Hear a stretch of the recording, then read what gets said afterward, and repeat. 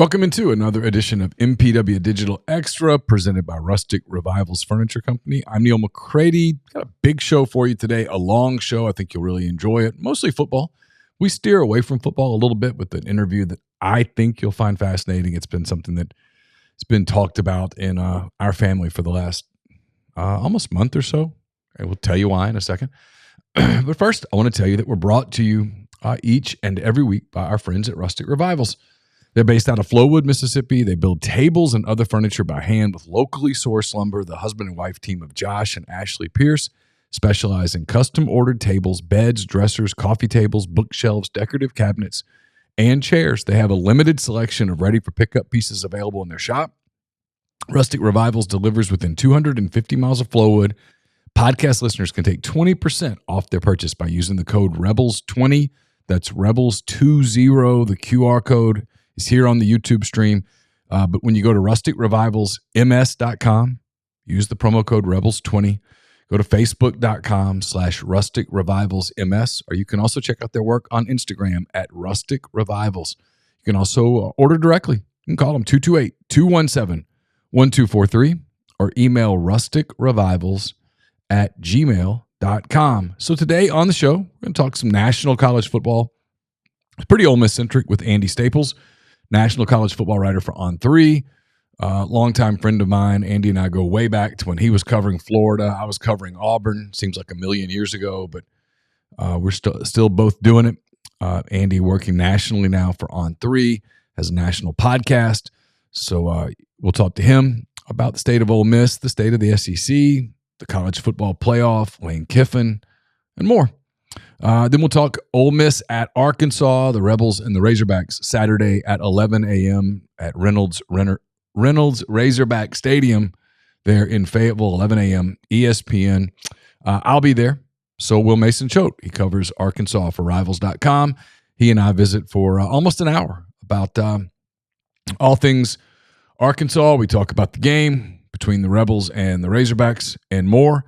Again, it's the 19th ranked Rebels, the Razorbacks. Ole Miss 6-2 overall, 2-2 in the league. Arkansas 5-3 overall, 3-2 in the league. Huge game for Ole Miss, and then a big opportunity, obviously, for Arkansas. We'll take a detour from the football world after that. I'm going to visit with Suzanne Parkhill, her husband Wade Parkhill. A pretty harrowing story that, like I said, captivated our lives a little bit. Back in early October, my daughter, Caroline, their daughter, Peyton, are good friends. They were on a fall trip to New York, fall break. And when they landed in New York, they learned that Suzanne had been imprisoned in Mexico. I'll tease it there. Fascinating story about what happened to her, how she coped with more than 48 hours in a Mexican prison. So we'll talk about that. And then we'll have our weekly visit with Barstool Sports Ben Mintz, preview the weekend ahead in college football and in the National Football League. All of those guests join us on the Campbell Clinic hotline, from fractures and sport injuries to complex spine and limb conditions. The pediatric orthopedic physicians at Campbell Clinic in Oxford are the only specialized pediatric orthopedic team in North Mississippi providing expert care for growing bodies. Visit CampbellClinicOxford.com to schedule an appointment, or call 901-759-3111, 901-759-3111. And you know we can't have a podcast without us discussing something very important. And that is, I know you've had Wendy's Nugs dipped in sauce, but have you had them covered in sauce? Wendy's new saucy nugs take the crispy and spicy nugs you love, turn them up to 11, choose between flavors like buffalo, honey barbecue, garlic parm, or if you're a real heat seeker, try spicy ghost pepper, only on Wendy's signature spicy nugs. I dare you. That's 7 delicious ways to try the nugs you already love.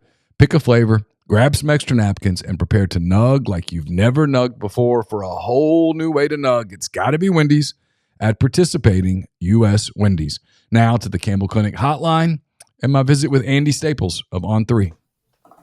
Andy Staples, national college football writer for On3, co-host of Andy and Ari On3, kind enough to spend some time with us. I've looked forward to this for a few days now because Andy and I go way back. He he has a really, I think I'm saying this about you, Andy, as you're sitting here, a really good vision of where things kind of how they got here, maybe where they go from here.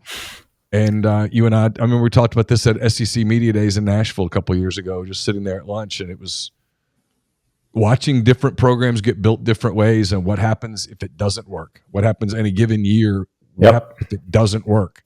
Because it can't work for everybody, right? People play games, people lose. First of all, thanks for being on the show. Appreciate it. Yeah, no problem. And it's interesting, Neal, that we just got done talking about this on my show through the lens of Colorado, because I said all along, the way they're building in Colorado is not going to work. It's not going to make it, like, they'll get better somewhat, but they won't be good. They're actually kind of good now. Yep. And maybe Dion was right and we were wrong. And the more I think about it, the more I think about, hey, maybe there's not just one way to do it anymore.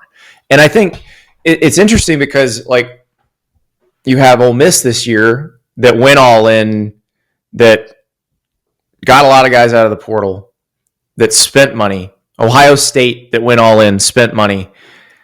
Both of those programs feel like they're in danger of not getting what they paid for. You know, Ole Miss was supposed to make the playoff. The next loss Ole Miss would knock them out of the playoff. You know, if they lose to Arkansas this weekend, or if they lose to Georgia. Ohio State may still make the playoff, but they could lose to Penn State this weekend. If they play the way they did last Saturday, they'll lose to Indiana. Like, they could make the playoff at 10-2, but not be good enough to beat anybody in the playoff. Like, that is a wild concept to me when you look at those rosters, but that's just how it works. And, you know, I think we assume that everything needs to be built the way Georgia's built it, or the way that Michigan built last year's team that won the national title. But I'm not sure that's necessarily the answer going forward. And I think things are going to change again. Like, we're about to hit this revenue sharing thing. Like, I think Clemson is due for a big comeback in terms of roster quality, because the reasons they haven't been able to get guys out of the portal, everybody assumes this Gustavo is stubborn, and he is stubborn, but it's also because they don't have a lot of NIL money. Well, now when the school can chip in millions of dollars, they don't need it. Like, I'm really interested to see how this next iteration works, because I think we've kind of seen how the player movement piece of it works. Now we're going to see how good schools are at being general managers. Oh yeah, it's all right. Let me go there. I want to get to Ole Miss in a minute, but you just brought up something that I'm really curious to get your thoughts on. So let's call the number 27 million. It might be 30, it might be 25. It doesn't matter. Let's call it 27 million, and everybody's working with that 27 million. How much extra NIL do you anticipate programs, collectives, whatever, pursuing? Is it still okay? Well, now this program's working with 50 million, and this program's working with 27, or how does that work? Well, so that 27 will be down the road, because 22 is the cap for next year for every school, and they're not all going to put it all toward football. Like, a lot of them are going to want to win at basketball, and they're going to devote some money to basketball and then some to their other sports. So for football, we're probably talking about 15 to 17 million per school. Okay. And so you're saying, what are the collectives going to kick in on top of that? Because, you know, the NCAA is going to say, the way the House settlement works is they're supposed to create kind of an independent arm that'll enforce whether these outside NIL deals are real. I'm telling you right now, that's not going to be a problem. Like, that's not going to stop anybody. And they know that. They know they invite more lawsuits if they try. So the schools that want to supplement are going to supplement. But I'm here to tell you, the donors at these schools do not want to be asked over and over again for more. They're tired of it. They're ready. The schools were pushing so hard for this revenue sharing thing because they'd like to take it out of the TV money or the ticket money and stop having to beg their donors to double donate. It's a frustrating situation for everybody. The donors hate it. They get in this situation like, what, and especially if their team's not winning, it's like, what the hell am I even paying for? Yep. And there's no return on investments. You don't get points for it. You don't get priority seating for it. You don't get anything. And so I think you will see some schools like your Ohio States and your Georgias and your Alabama, they will do it. There will be supplements, but it's not going to be on a grand scale because those donors are going to be like, why don't you just spend the money you have wisely instead of wasting mine? So it's going to be about who's best at roster building, who's best at evaluation, who's best at development, who's best at, like you said, having the people that, like, I'm a big NBA guy, right? I mean, you have people that are in the NBA, that are in organizations that are always comparing and evaluating and saying, this is what this player on our team is worth to be the sixth man, to be the seventh man. This is his value. If he asks for more than that, suddenly we're overpaying. Maybe we can underpay here and overpay here and make it balance out. But there's a lot of there's multiple layers in how you're building the team that you're putting on the floor or on the field or whatnot. You're saying that's going to happen more in college football than it has in the past. Oh, 100%. It's going to be very similar to the NFL, where it's going to be a very cutthroat evaluation, or at least at the good programs, of what is your worth to us, and are you asking for too much? I mean, I feel like Ole Miss had to do that with Quinshon Judkins last year. Like, what's a running and you saw, like, it's just like the NFL, where running backs just aren't worth as much as other position. Like, a D tackle's worth more than a running back. Period. You can always find another running back, or at least a running back who can give you most of what the other guy did for 1/3 the price or 1/5 the price. You can't do that with a defensive tackle or an offensive tackle. And I think that's the part that they're really going to have to get into the nitty-gritty of and figure out, how much is this person worth to us? And still, it's a dice roll. Just like it's a dice roll in the NFL or the NBA or Major League Baseball. Sometimes you get this collection of players together and it looks great on paper and they just don't mesh. And sometimes the lower payroll team that evaluated better has a better team. Like, that is going to keep happening. From your perspective, you basically know everyone in the sport. You watch the sport, yet there's a distance there because you can't be at every place every week. That's not physically possible. When you look at Ole Miss from your 30,000-foot perch, that's a very informed perch. Why are they where they are? I don't know that there's an easy answer for that, because you don't know when you put a team together what the chemistry is going to be like. And the thing with this Ole Miss team is, you can say, oh, they took all these guys out of the portal. They did, but they brought a lot of guys back. I mean, a lot of the reason they went all in on the portal guys and went out and got Walter Nolan and got Trey Amos and got those types of players is because they had this returning nucleus that you thought, oh, we got a good culture here. These guys are going to come back and win. They could have gone in the NFL. They came back. Let's add some great pieces around them. But sometimes when you add the great pieces, you don't get a great team.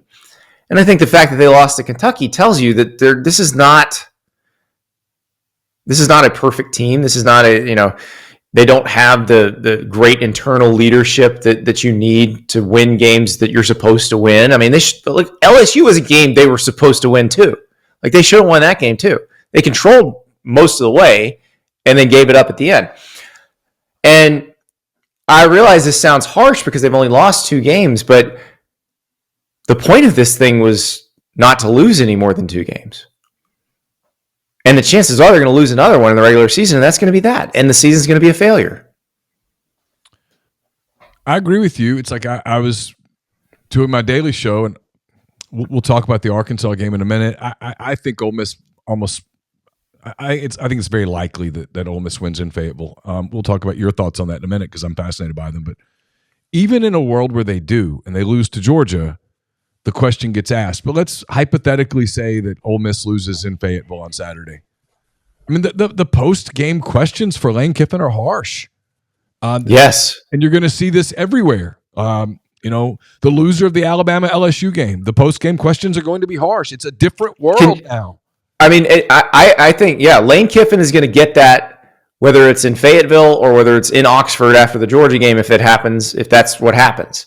Now, if he wins them both, sure, they live to fight another day, and the rest of their schedule looks like they could get there, because then if you beat Florida, beat Mississippi State, you're there. But You're right. I mean, we could actually see on that Saturday, Lane getting those questions in Oxford, and either Brian Kelly or Kalen DeBoer getting those questions in Baton Rouge, because one of them is going to get those questions. Like the world is going to end for one team in Baton Rouge that day. Like at least with Ole Miss and Georgia, barring something catastrophic for Georgia and Jacksonville this weekend, but at least for Ole Miss and Georgia, there's a chance that Ole Miss wins and they're both still, potentially playoff teams. That Alabama LSU game, one of them's out. And that's not acceptable at that place. Yeah. Whichever place it is. So is that where Ole Miss made a mistake? Because listen, there will be a pushback. It's already kind of started from Lane. He's already kind of started it a little bit on Saturday. He did it again on Monday with this, the expectations. And listen, this is a twofold thing. Lane's 17-4 in his last 21 games at Ole Miss. It's a hell of an accomplishment. Ole Miss doesn't typically win 17 of 21 games. That Lane has increased the expectations organically, but they also increased them with the spoken word, the written word, the tweeted word. The Last Dance, all the stuff. They didn't hide from it in the offseason. They embraced it, which is so. I commend them. They didn't make a mistake, like or a mental mistake. They did everything they were supposed to do in terms of building the roster and doing. The mistake was losing to Kentucky and losing to LSU. And it's hard to win. It's hard, as you know, as Lane Kiffin knows, it's hard to win 10 games in the regular season. Everybody can't do it. The Kentucky loss is the one. It's interesting. Lane, and maybe it's because it's the freshest one, Lane is clearly still mourning what happened in Baton Rouge. There's that one play. Because they had it. Yeah. Like the Kentucky game, it never felt like they had.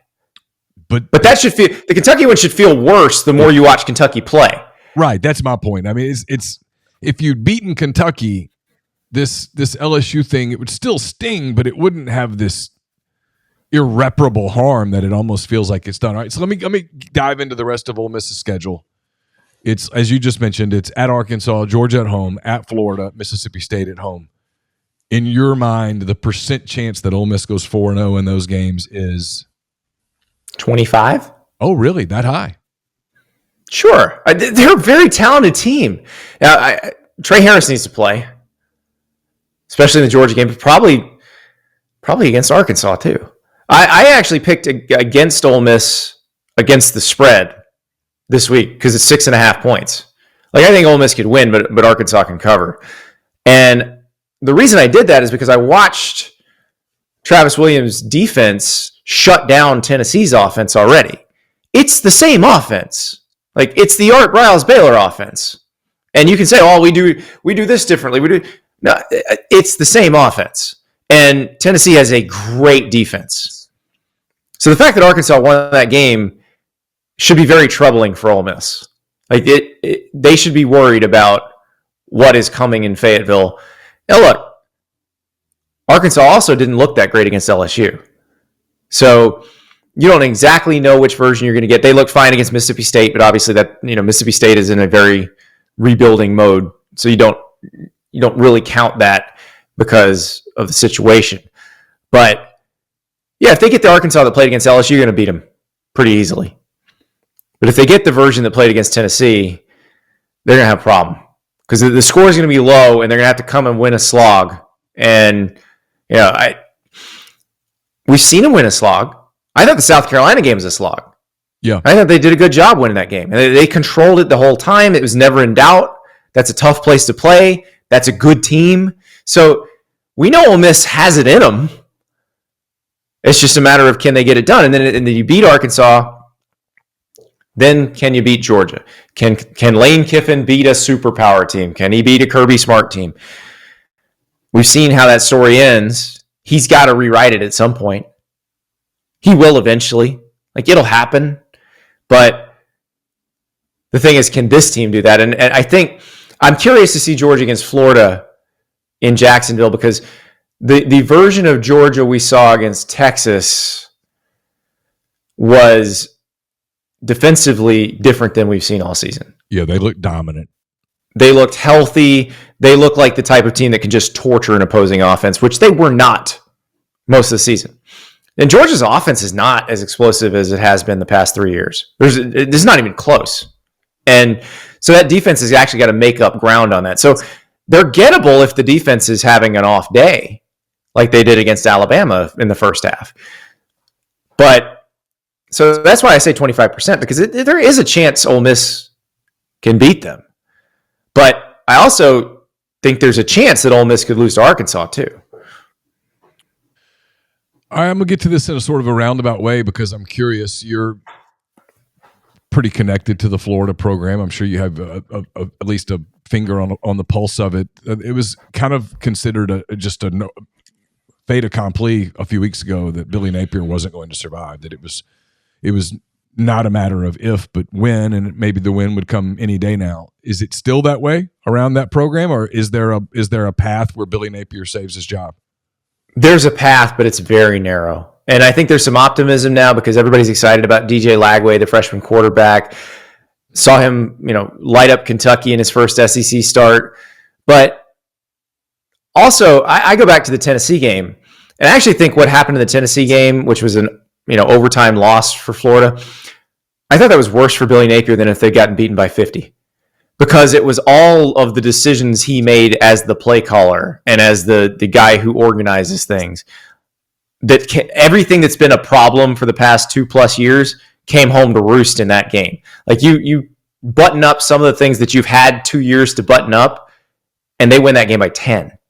And I think that frustrated the Florida people more than anything. But when you got a good young quarterback, hope springs eternal. So if DJ Lagway comes out and looks good against Georgia, and they're competitive in that game, and then they win a game somewhere, they win a game or two down the stretch, whether it's LSU and Ole Miss, I think they're going to beat Florida State. Like at this point, Florida State's so bad. Even if Florida's playing with an interim coach, and I think that Florida still wins that game. But the question is that like the LSU game, the Ole Miss game, Georgia and Texas are better personnel-wise by a lot. But if they're competitive in those games and then can beat LSU and or Ole Miss, I think you got to talk about it. You got to talk about bringing it back. Because what's the idea? You want them to build into a program that can compete for playoff berths, that can compete with playoff teams. Well, two of these teams are probably going to be playoff teams. Tennessee may be a playoff team, and they competed with them. They got shelled by Miami and Texas A&M, but it also may turn out that Miami and Texas A&M may be two of the best teams on their schedule. They would be. Both of those teams, if it ended today, would be playoff teams. Sure. Yeah. So I think that's the part that you got to watch. But if they go, like if Georgia makes Florida's offense look as bad as Georgia made Texas's offense look in the first half of that game, I think that all that optimism sort of drains very quickly. And then Texas, same thing. If Texas does that to them a week later, the optimism then just falls away. So a month plus ago, the only name that anybody talked about was Lane Kiffin. A few people talked about Eli Drinkwitz. Because one of their major donors went on a message board and said, "I'm all in on hiring Lane now. I didn't want to hire him last time. I'm all in on hiring Lane." And this is not because a lot of times you see on the message board like, "Oh, he's a big donor," and somebody who donates like $10,000 a year. No, this guy was a big time guy and someone whose voice is very much heard when he speaks. So that's where that comes from. It was obviously the fan base wanted Lane, but when you get that, you're like, okay. So somebody who's writing a check, a person who's probably going to get asked to help pay the Billy Napier buyout, says that's who he wants. You probably have to listen. So it's kind of a complicated calculus, isn't it? Because in a world where Ole Miss made the playoff or makes the playoffs, they're not out yet. You're having to wait until after the transfer portal's basically done, the signing period's done.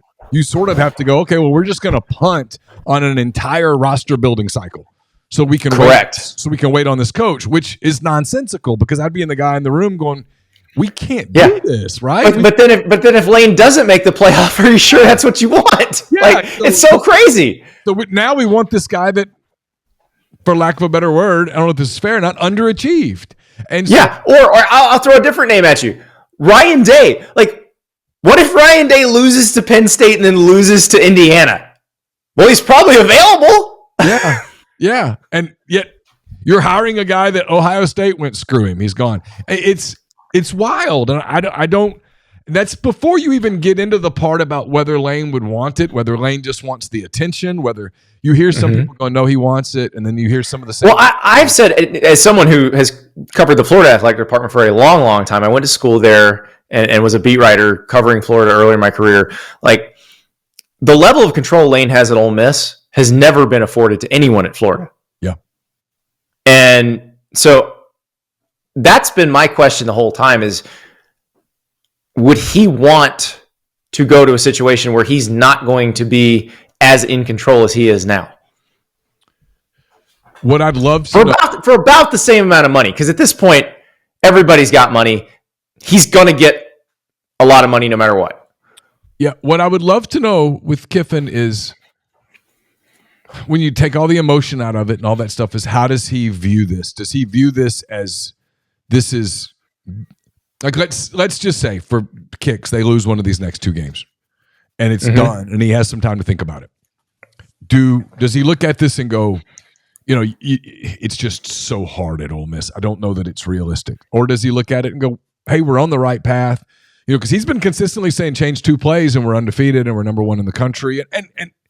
And he's not wrong. I mean, it doesn't really work like that because you can do that with so many teams, right? Change a play. Right. Change a play. You can also change plays in games you won a lot of the times. but yeah, no, this is the question you have to ask. If they miss the playoff, is it because of some sort of institutional ceiling that exists at Ole Miss that doesn't exist at Florida? And I would argue that that's not the case. The roster they built at Ole Miss this year is good enough to make the playoff. I'm not sure you build a much better roster at Florida. I don't know that you can build a significantly better roster than that at Florida in this environment. So I don't think it's a ceiling based on the place where you work. Because that would be the reason to leave. Like, that's a no-brainer if you feel like there's a ceiling at Ole Miss that doesn't exist at Florida. But I don't think that's the case. And the part that at Ole Miss, you'll get this, you'll laugh. I mean, some people don't understand when I say this, that I'm not just meaning it as like some sort of an anecdote. It's just a true thing. At halftime of the Kentucky game, the Ole Miss band in their performance starts spelling out a word. I never watch the band. I'm usually doing something else. For some reason, I looked up and was watching the band. And they're spelling out a word. And at first I'm like, what are they doing? That's not Ole Miss or Rebs or whatever. And they're spelling out juice.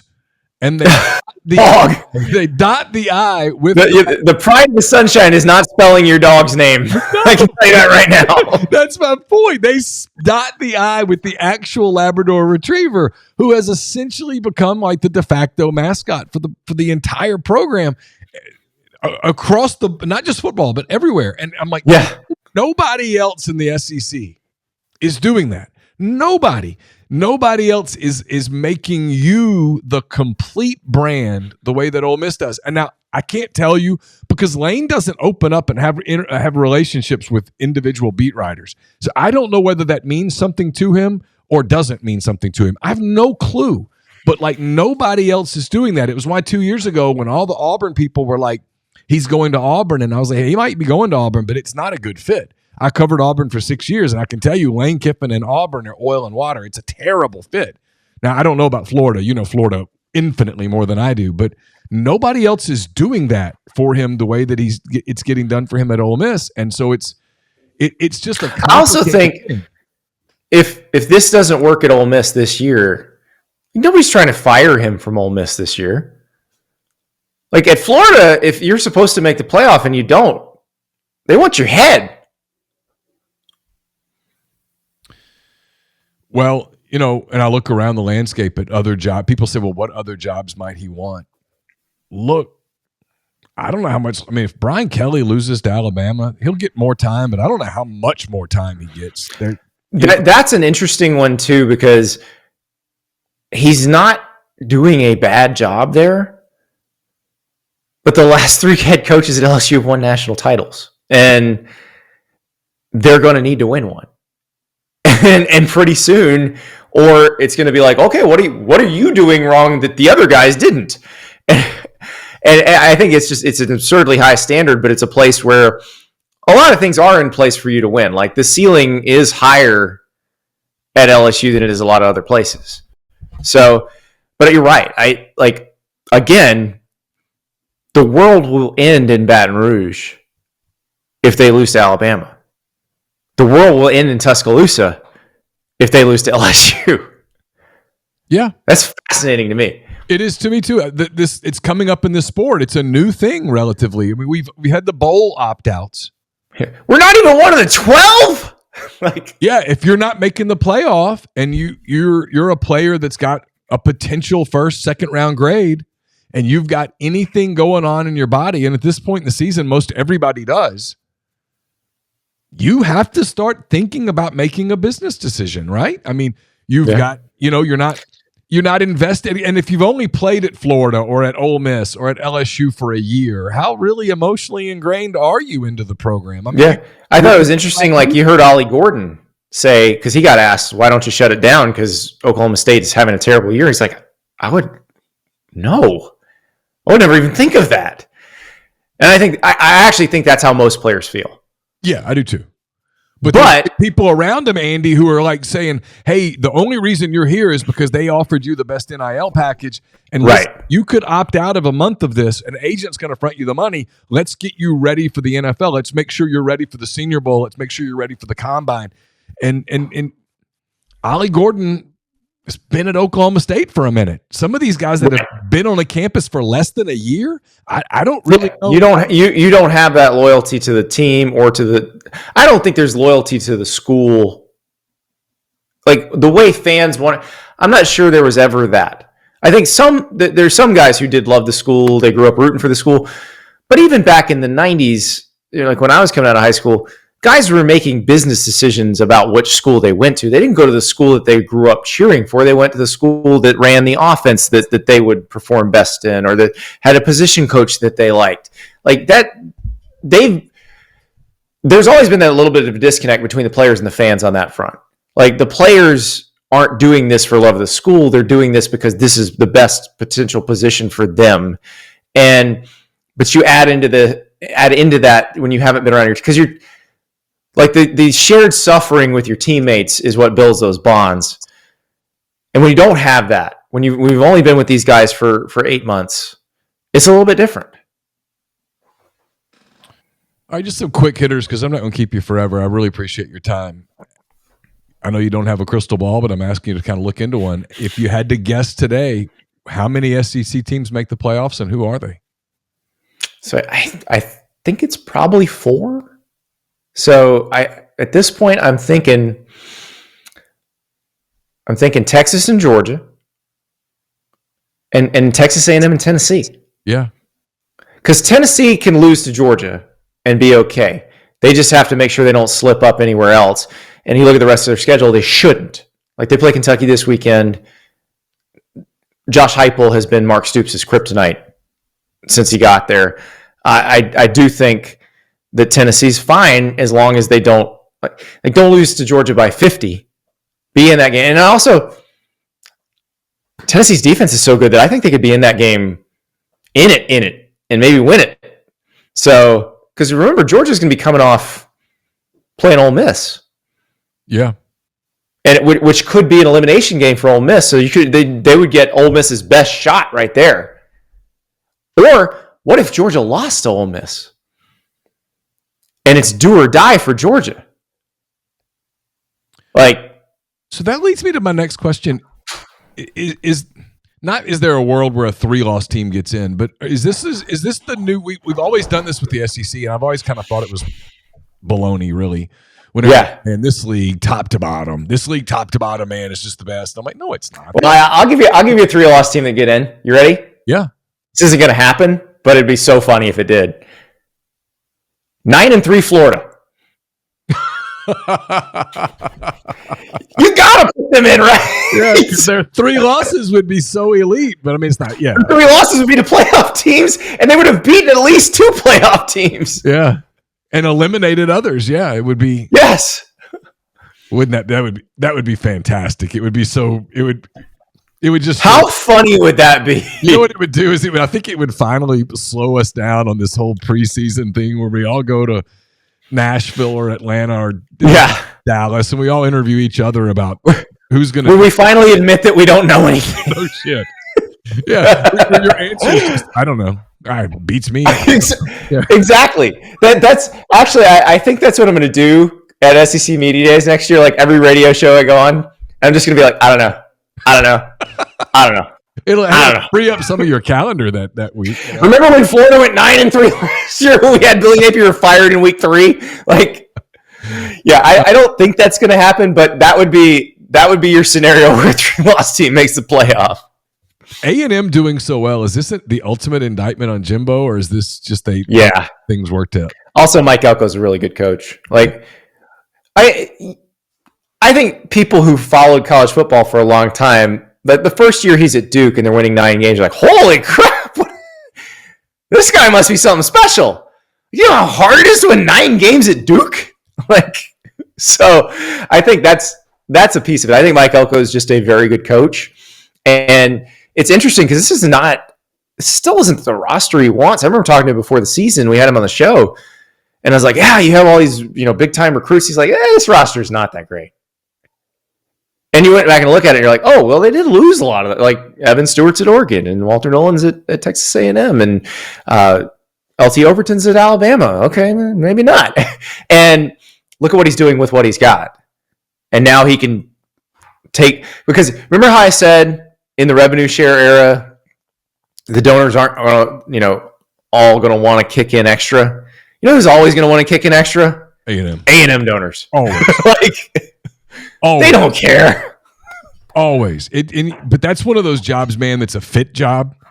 Like, you got to have somebody who, like, you saw Jimbo get off the plane, and I've always said it was like, there's the North Korean army playing the song and stuff. And you're like, Jimbo's just, you can see him uncomfortable. Elko got off the plane, and he looked so comfortable with it. Like, but who would have thought it's a Penn grad from New Jersey, like an Ivy League grad from New Jersey is the one who's the most comfortable there. Again, it's such a weird sport, so you never really know. You don't really know what's going to fit. Like, I always thought Lane Kiffin and Ole Miss would be a great fit, but it was an even better fit than I thought it would be, in large part because Ole Miss was just so desperate for someone to come in and make them ready. Ole Miss has been so willing to lean into the cult of Lane. Yes.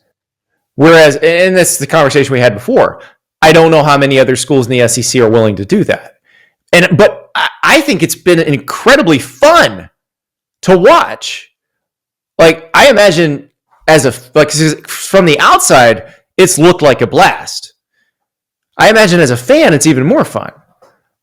Yeah, I think the fans have had fun until this year. I think this year it's been so much angst and anxiety and nervousness. Yeah, expectations will do that to you. That's the thing with Florida, the fans got so spoiled so quickly because remember, this was that was a program that they won the SEC in 1984 and then it got taken away from them because of NCAA sanctions. So they essentially went 90 years without winning the SEC, like playing football for almost 90. I think it was 80. So the first official SEC title was 1991, and that they had been playing football for 85 years at that point. Like, it took a long time, and then all of it happened in this compressed amount of time. So Steve Spurrier gets there in 1990. Between 1990 and Urban Meyer's second national title in 2008, they won 3 national titles. They won the SEC 8 times. Like, that's a whole generation that got super spoiled. Yeah. And those expectations then come in, and it makes everything miserable because if you don't meet those expectations, everything sucks. And Ole Miss didn't have those expectations until this year. And now they're seeing how bad it feels when you have them and you don't reach them. Yeah. When you having to follow Steve Spurrier and Urban Meyer, those are difficult acts to follow. We're watching Kalen DeBoer, right? This guy's all he's ever done was win. He took Washington to the national title game, and he follows Nick Saban, who is omnipresent. He's in every commercial, and he's on game day, and he's just sort of everywhere. And you can almost, I mean, Kalen DeBoer looks like a U.S. president, man. Like you remember the pictures of like George W. Bush and Barack. Probably this election cycle, not the best. Yeah, but you know, not the best comparison. But the way yes, the White House aged a guy, and yeah, and now you see this with DeBoer. The guy looks older today than he did in June. And it's unbelievable. Like I knew when the first time they lost, it would go off the rails. But the fact that like half the conversation was about him wearing a T-shirt on the sideline after they lost, I was like, "Oh God, this is even worse than I thought." Yeah, it's crazy. What's the best story in the league so far? Is it A&M or is it Vanderbilt? It's got to be A&M. Oh, Vandy. Vandy's been awesome too. Like Diego Pavia is so much fun. I keep getting asked, like, can Vandy keep this up? Like, this is happening because they got Diego Pavia. And well, Jerry Kill also. But that's why this is happening. So when all those guys, because Jerry Kill, I think, is looking for another head coaching job. We'll probably get one out of this. Tim Beck, his offensive coordinator, which is very confusing, by the way, because Tim Beck is also the head coach at Coastal Carolina, used to be the OC at NC State and Nebraska. These are two different Tim Becks. So very confusing. So Tim Beck, not that one, who's at Vanderbilt, is potentially a very hot name as an OC. I imagine he's going to get plucked away for a lot of money. Jerry Kill's looking for another head coaching job. So a lot of the things that have helped create this perfect storm at Vandy will not be there. So enjoy that. And I think about this, Neal. Diego Pavia took New Mexico State into Jordan-Hare and beat Auburn 31-10 last year. Now he's coming with an SEC team. I think Vandy's I'd be scared to death if I was Hugh Freeze right now. I think Vandy's going to beat Auburn. I mean, I think Hughes probably saved his gig for another year. He probably needed to beat Kentucky before just to silence it a little bit. But I think just don't lose to ULM. Oh, can they please? Hey, Bryant Vincent working miracles. I know he's doing phenomenal work at ULM. All right, last thing. The playoffs are coming. In the past, there have always been these super teams where like a 12-team playoff probably wouldn't have been very competitive in the first round. There doesn't appear, and you see a lot more than I do. You're everywhere, so please correct me if I'm wrong. I'm not Nope, sure. I will not. I'm not sure there's a super team. There's a chance this is a 12-team free-for-all, right? Yeah, because right now, who looks the best? Oregon? Probably. Yeah, but I don't think, I think if Oregon played Georgia or Texas, you're talking about a pretty competitive game right there. Like this is going to be so much fun because it's not just the 12 teams we think are going to make the playoff that we feel like have a chance. There's some even that might not make the field that if they got hot for 3 weeks in a row might win the thing. So this is completely different. And it's strange that it happened this first year. And I guess last year it kind of happened too, because I don't think Michigan wasn't necessarily built in terms of recruiting rankings the same way previous national champions were. Washington certainly wasn't. So I think it was coming. But the fact that now it's really flattened the whole sport, and it's the NIL and the transfer rules and all that. That's what's done it. And now you've got a 12-team playoff where you really now maybe if the Mountain West champ gets in, maybe not. But heck, we saw Boise State give Oregon hell at Autzen Stadium, so maybe not. Like, it very well could be that 10 of the teams in the playoff have a legitimate chance of getting through. Yeah, should be a lot of fun. I mean, I'm fascinated to see it. If Ole Miss isn't in it, I'm not sure how much our audience is going to be engaged, but I think they'll eventually. I think they'll be engaged because they like good football. Same reason people watch the NFL playoffs, even if their team's not in it. Like, sure. You want to see good games between good teams, and that's what you're going to get. Where are you this weekend? Florida, Georgia? Nope. There's too much going on. It's gotten to where doing the show, and we'll go live after big results because we have a post game show that runs after the last set of night games. But like, if let's say Penn State beats Ohio State, we're definitely going live after that. But if we talk about going to that game, So if we go to that game, what happens if Florida does beat Georgia? Are we going to pull off to the side of the road in Altoona and do a show? Like, right. It becomes a problem. No, absolutely. It's a great point. It's the thing we battle every week. Like every year, hey, how do we do this? Like Chase stays here and does post-game show and sometimes live game shows. And I've gone to every game so far. And there are weeks when I'm there and I'm thinking I didn't need to be here. Like, yeah. In a world, I have had terrible luck picking games. All the games I've been to, I think I've been to 6 games in person this year, all blowouts.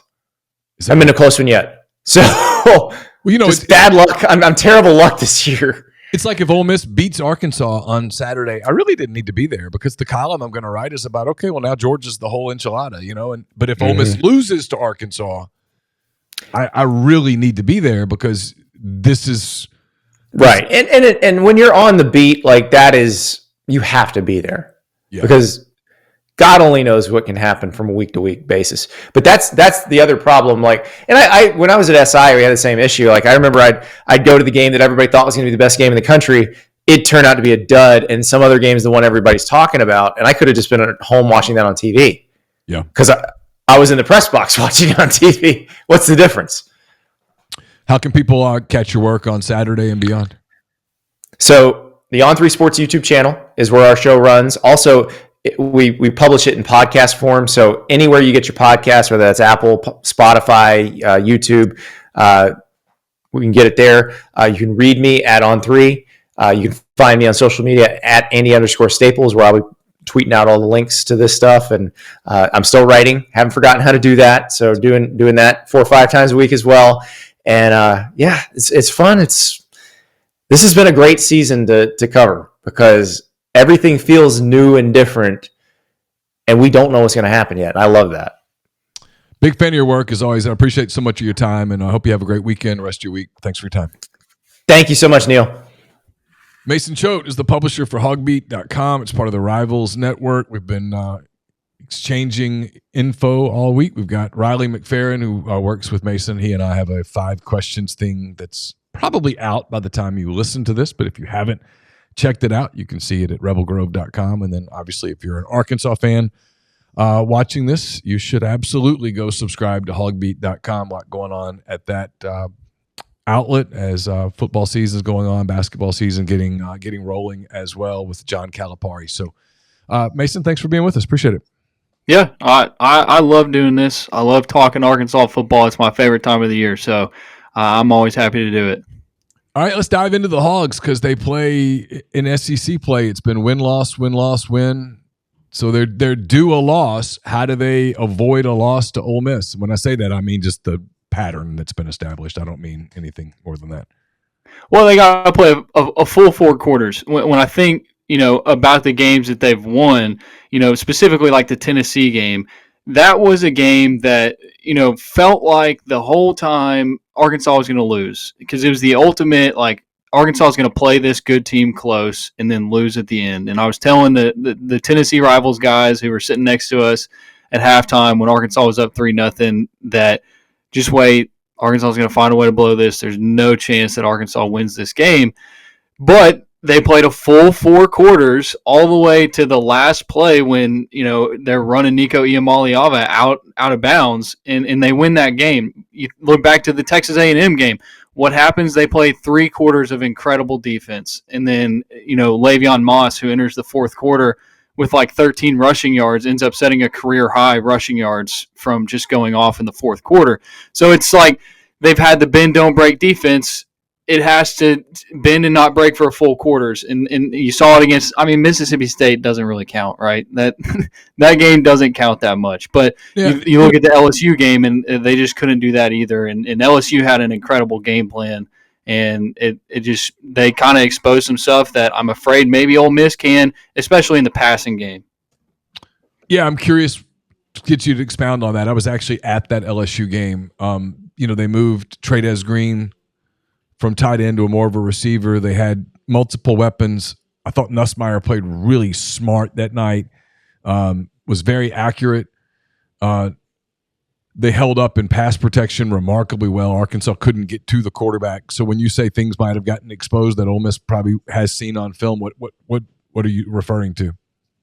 Well, LSU was just doing a lot of taking what Arkansas was giving them, and that was like a lot of space, in the secondary. And when we watched you go back and watch the tape against Mississippi State over the weekend, Mississippi State, their offense was moving the ball, and they had some plays where, especially out on the edge, and this is something that LSU got to them, was Arkansas out on the edge. They don't maybe swarm to the ball as much, or they're kind of missing some assignments out there. And you saw that breakdown against Mississippi State where they just ran some, tunnel screens or swing passes, and some of them went like 50-plus yards for a touchdown. So those are the things that, especially out on the edge, that the Arkansas secondary has to figure out. They've had an injury with Jalen Braxton, who's their top corner.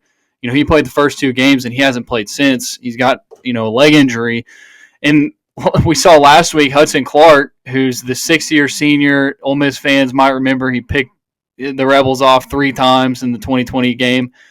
He's still around, and he started at corner last week when they had moved him to safety for a couple of years. He started his career at corner. So they're trying to figure things out in the secondary is kind of what I'm getting at. And teams are noticing that Arkansas isn't really, grounded in the secondary quite yet, which you should be by this point in the season, but you saw LSU take advantage of it, and then Mississippi State, although they got crushed, they were still moving the ball offensively. So all that to say, Ole Miss obviously has the weapons in the passing game that is better than Mississippi State, probably better than LSU, even though they lost to them, to kind of do something similar. Arkansas offensively all season has moved the football. They've, maybe with the exception of the Tennessee game, and that Tennessee defense is elite, they've moved the football. It's been my observation from the what I've seen, and I certainly saw it that night against LSU. What killed them was turnovers. The fumble that turned a 7-0 game into a 10-0 game, and then you had what was essentially a pick six on the batted ball that turned a 16-10 game with Arkansas having the football. And hey, this is going to get interesting. This is over. That feels like it's been a problem for them all year. Oklahoma State, Arkansas wins that game without turnovers. Maybe even Texas A&M, as crazy as that sounds, because I think Texas A&M is proving to be an elite team. Arkansas, if without a couple of turnovers, it's a different kind of game. How big of a concern is that? I mean, I saw Taylor Green turn it over a couple of times, even against Mississippi State, just kind of loosely carrying the football. That's some of what you get with him, right? You get this elite package of athleticism combined with sometimes, and it's not just him, it's the whole team, a little bit of carelessness with the football. Yeah. I mean, you're right. The A&M game, what's the play that really sealed that game? It was a strip sack. And the Oklahoma State game, if they don't have a pick six, what does that game look like? And so you're right. And Talon, we knew this when Talon came to Arkansas. When you look back at his time at Boise State, accuracy was an issue, turnovers were an issue. And then he comes here, and you started to see it early in the season, and people were kind of surprised. But we knew who he was, and we know that he's really fast. He's got a heck of an arm, but accuracy is an issue, and turnovers are an issue, and they have been throughout the season. Now, I do think that it's kind of weird to say, but since he had an injury against Tennessee, so I don't know how many people saw it, but a Tennessee D tackle basically just flew into his leg, hyperextended his knee. It looked like they came out and said it was a bone bruise. And he didn't miss any time. He missed like the fourth quarter against Tennessee, but he didn't miss the LSU game because they had a bye week in between. But I feel like he's been a little bit more conservative with the ball, and not being able to run as much as you want to is a factor in that. But I do think that he's making better decisions. I think that as far as accuracy goes, the Mississippi State game was easily his best of the season. So we've seen him get better. He's starting to realize Andrew Armstrong is the go-to receiver, but nobody else has really stepped up. And so he's starting to kind of see, like Tyrone Broden's catching the ball more. He couldn't hit water, or I don't know whatever the catch saying would be right now, but he couldn't catch the ball early. Boat, yeah. What is it? You couldn't hit water falling out of a boat. No, but there's one about for receivers catching the ball, but he couldn't catch the ball early in the season. And the tight ends, they're really talented in the tight end room. Like Luke should have been one of the best tight ends in the SEC to this point, and they just haven't used him. But he caught 2 touchdowns against Mississippi State. So we're starting to kind of see them really, figure out who they are offensively. I mean, this is where the Bobby Petrino factor is a real thing. His offenses typically get better as seasons go on.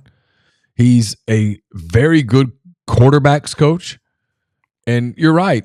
I thought against State, and look, State's terrible. Their defense is awful. And so you have to take anything that you say in terms of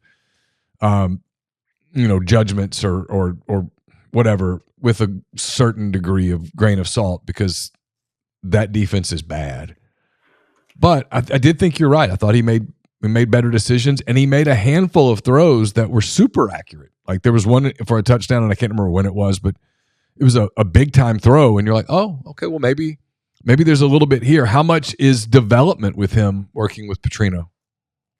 Yeah, I think that you've seen him make those throws throughout the season, but they've been few and far between, and now you're starting to see them, just kind of become they're happening multiple times a game. And you're starting, like we heard from Jaquinton Jackson, who is the starting running back. He missed the Mississippi State game. We don't know if he's going to play this weekend, by the way. Pittman said on Monday he's doubtful, which is tough because early in the season, he was the best offensive player they had. He was scoring touchdowns every game. He's a former 4-star quarterback, though, and so he knows how to play quarterback. He knows how to read the field, read the defense, and he was saying early in the year how Taylor would get into the huddle and Jaquinton would have to calm him down because Taylor was so worked up. It was just like he was so nervous or high-strung or whatever you want to say, and I think you're seeing him calm down a little bit. They've made some changes on the offensive line.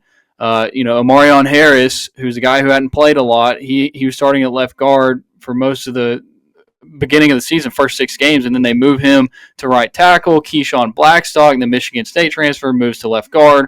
He was at right tackle. And then they get a guy, Patrick Kudus, who's from Memphis. They get him back healthy, and he's probably the best offensive lineman they have, but he's been out with a back issue all year. And then he plays against Mississippi State, and Taylor Green has more time than he does, all season. And you mentioned it, Mississippi State's terrible. They had injuries on the defensive line, and Taylor having time to throw obviously factors into his throws being more accurate. So, there's a lot that goes into it, but you're seeing the confidence, with him just, running the offense, reading the defense. That's happening more. Pre-snap reads are happening more. So it's just a natural progression for him throughout the season. So you mentioned Jaquinton Jackson, and he was a terrific back when he was healthy. Was a very good back at Utah. Arkansas sort of got what I think it expected to get. Let's just, for the sake of this discussion, assume he's either limited or out.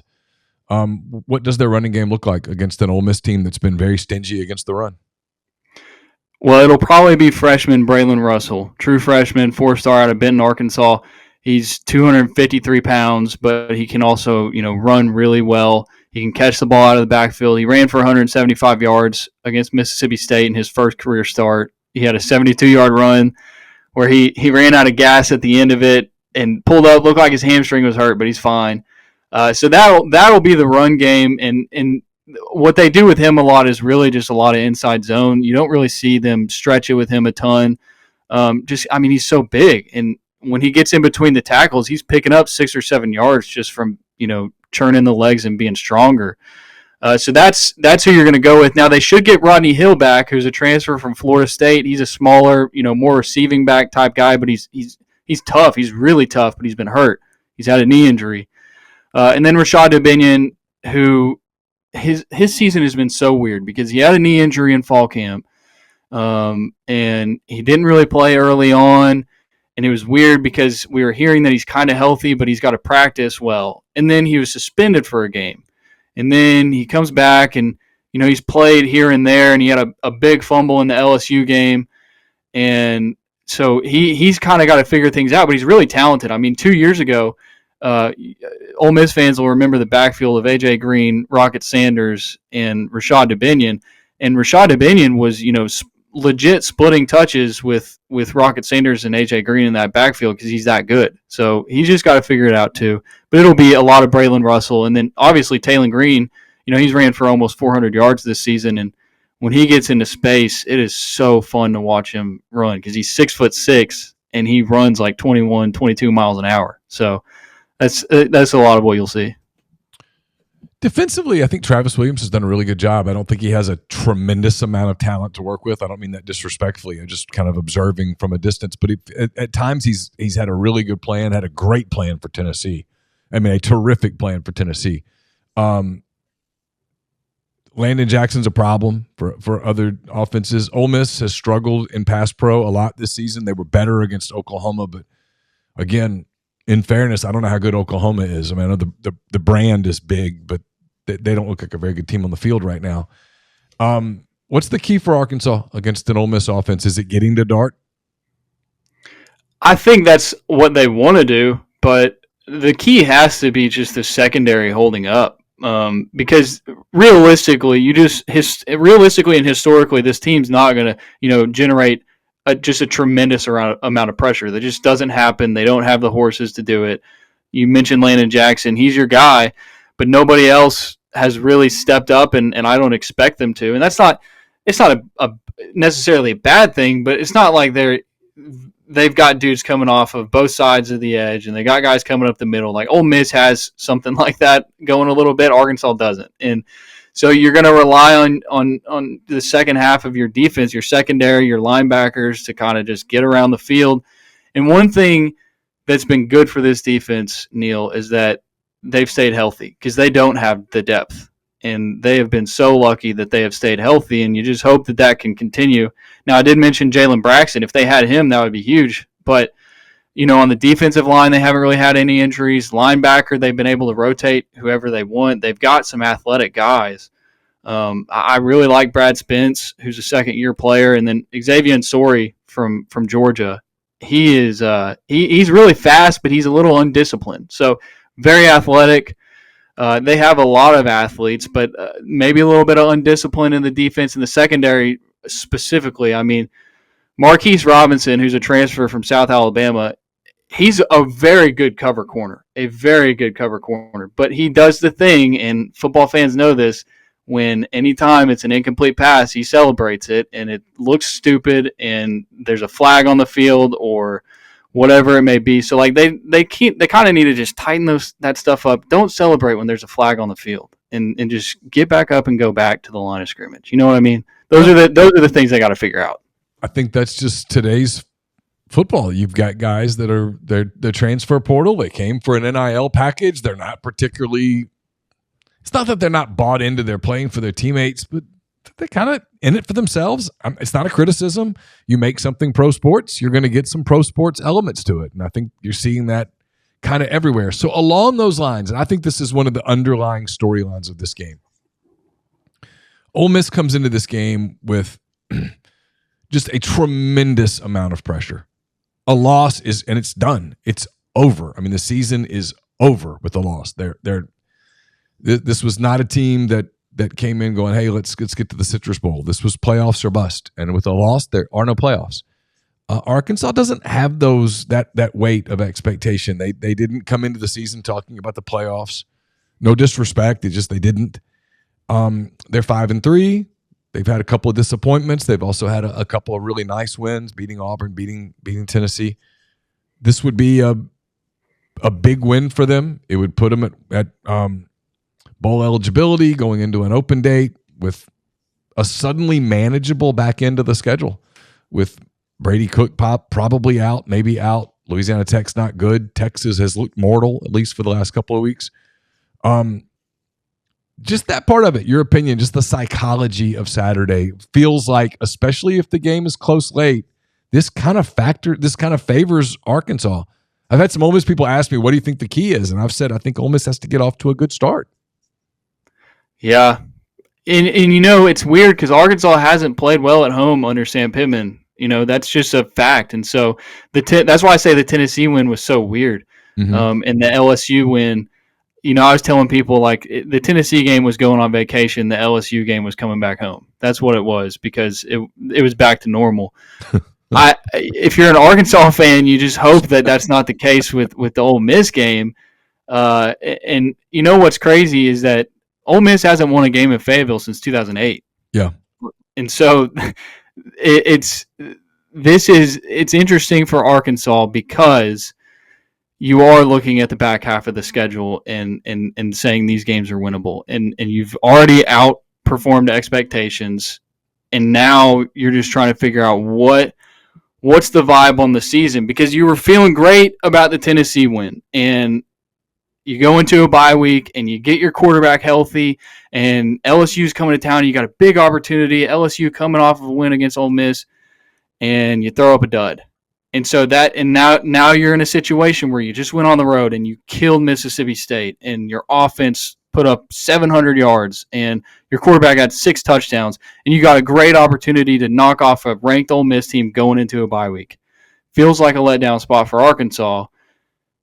But if they do win this game, then you're looking forward to like the program as a whole, because we know this. You and I have talked about this, just with the state of the program, the head coach, everything going on there. Then you're looking at it like, all right, Arkansas might have something going here.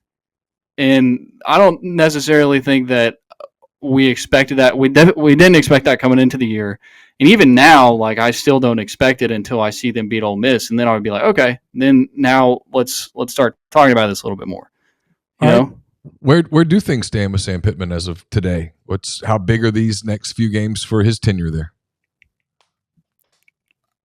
The Tennessee win almost felt like, all right, you're saving your job.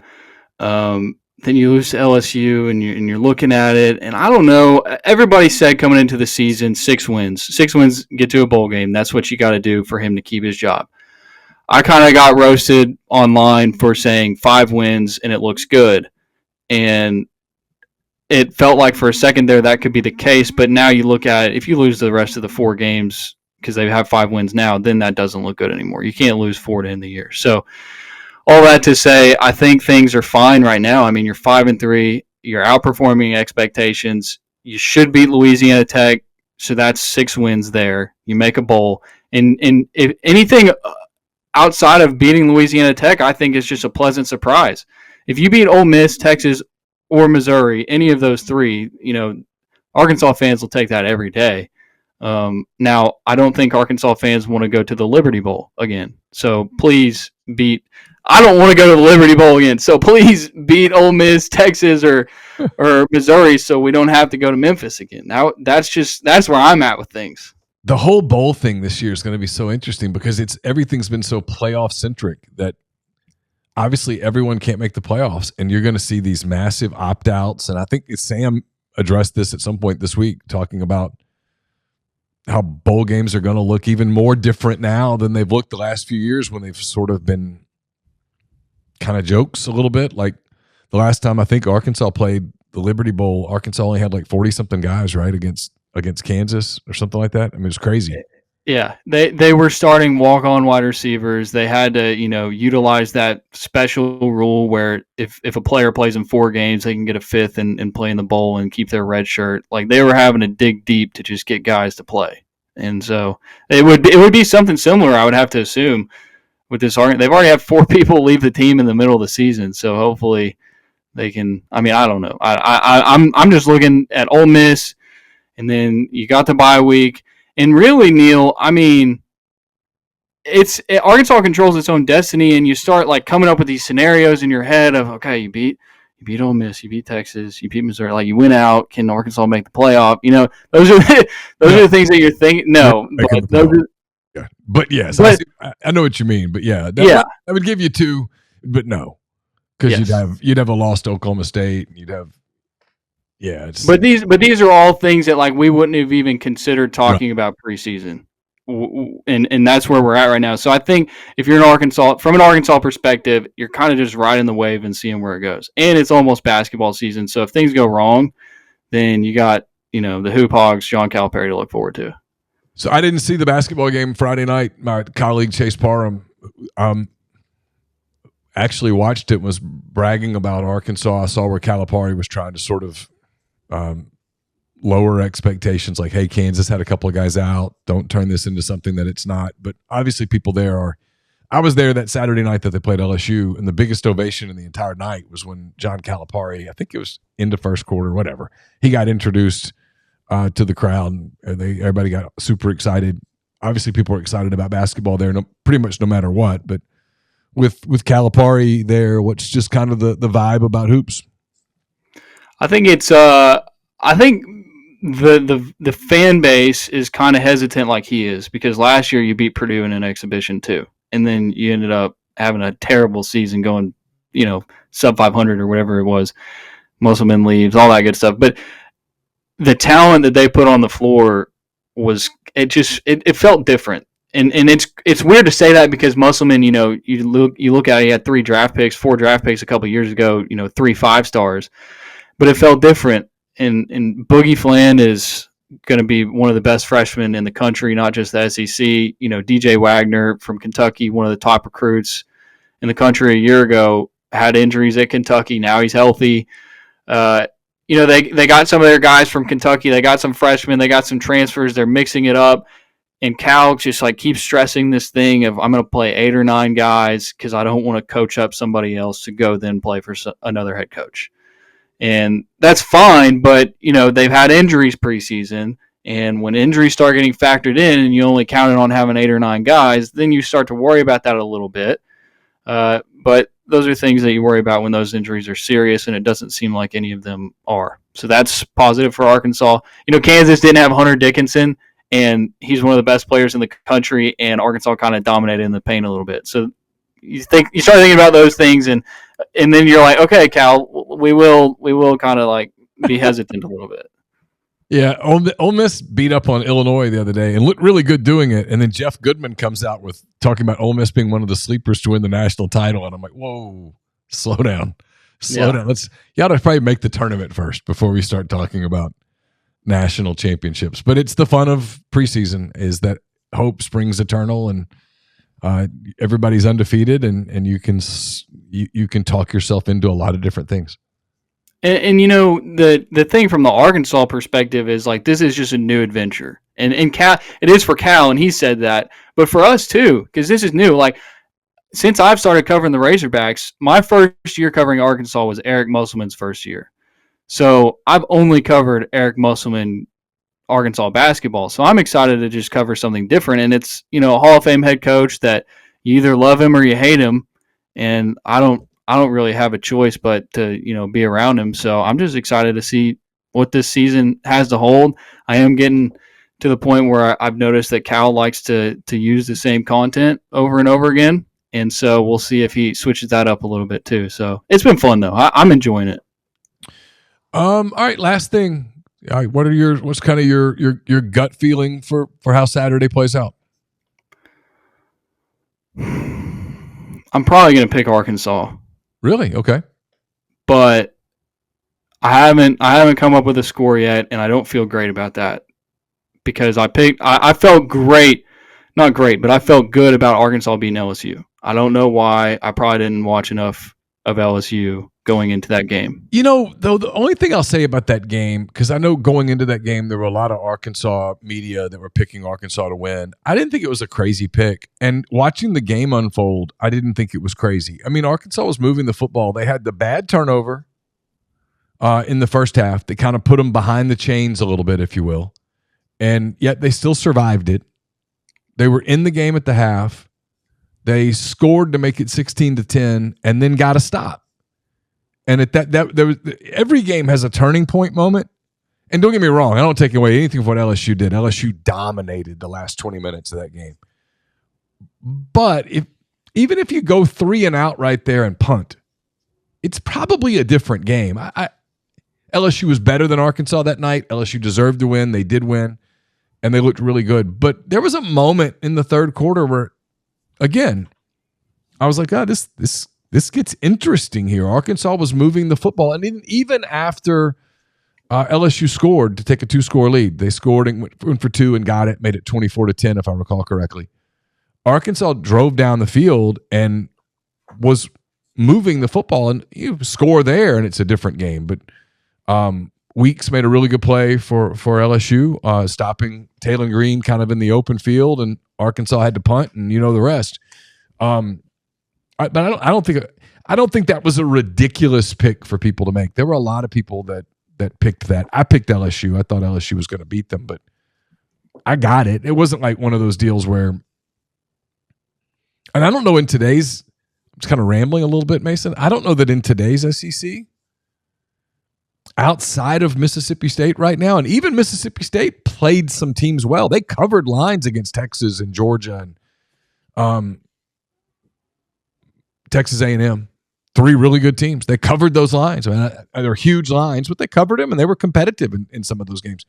I don't know that in today's SEC, and I was just talking to Andy Staples before I talked to you, I don't know that there's the clear delineation of levels the way that we're sort of accustomed to. I think the portal has evened that out a little bit. Like, don't get me wrong, I think LSU's a better football team than Arkansas, but I don't think it's such that if LSU and Arkansas played that game 10 times, I do think Arkansas would win a few of them. Yeah. And I mean, I just look at the Vandy beat Alabama, and then Vandy, takes Texas to the brink last weekend. Yeah. And that starts making you think from an Arkansas perspective, all right, Texas comes to town, in November, and you were thinking early in the season, this is the number 1 team in the country, no shot. Yeah, and they might have been the number 1 team in the country, but again, that's the point, right? The gap from 1 to 27 is smaller than it has ever been in a long time. Yeah. I do want to ask you, how much stock are you putting into this being almost like it is a must-win for Ole Miss. You can't lose this game. And when you're making your pick, like, how important do you think that is from the Ole Miss side of things? It's big. The psychology of this game Saturday is fascinating to me because, Ole Miss had an inexcusable loss to Kentucky in September that completely changed everything around the program. This was a season that was built for playoff or bust. They didn't run from it, to their credit. They didn't run from it. They embraced it. And then they went to LSU and they had a 2-score lead, and it got away from them, and they ended up losing. And they being Lane Kiffin, is clearly not over it yet. He has not passed that game. And for them to get to where they want to go, they have this giant mountain in the distance that Georgia. You got to beat Georgia. Georgia's outside of Alabama. Georgia hasn't lost a regular season game since before COVID. So, I mean, that's a hell of a thing to know you have to do. And yet, before you can get to that mountain, you've got to go to this place where you typically don't play well and beat a team that doesn't have this level of expectation on it. That is not saddled by this weight. And I think Ole Miss is better than Arkansas. I told you this. I'm going to pick Ole Miss to win. I think Ole Miss will probably win. But if the football gods dropped down into here and said, no, Arkansas wins, I'm not even a little surprised. I'm like, okay, I can see it. I mean, because number one, I don't think the gap between these teams is as high as people thought it was before the year. Arkansas has guys who can make plays. Green can make plays. I've seen Arkansas beat a good team. Right now today, Tennessee would make the playoff. Arkansas beat Tennessee. Tennessee and Ole Miss have similar offensive schemes. It's not inconceivable. I don't know what Trey Harris's situation is. If he does play, how healthy is he? There's just a lot there. And for Ole Miss, it's as the game goes on, right? Let's say it's the replay of the LSU game. It's 16-10 and Arkansas has the football. And you don't make a play. Let's say Arkansas drives down the field and gets a field goal. Make it 16-13. 17 minutes to go. Do you get tight? Do you start thinking about, oh my God, it's about to all end? Or do you rally? And look, Ole Miss played a bad first half against Oklahoma last week. They trailed Oklahoma 14-10 at the half. They did not play well.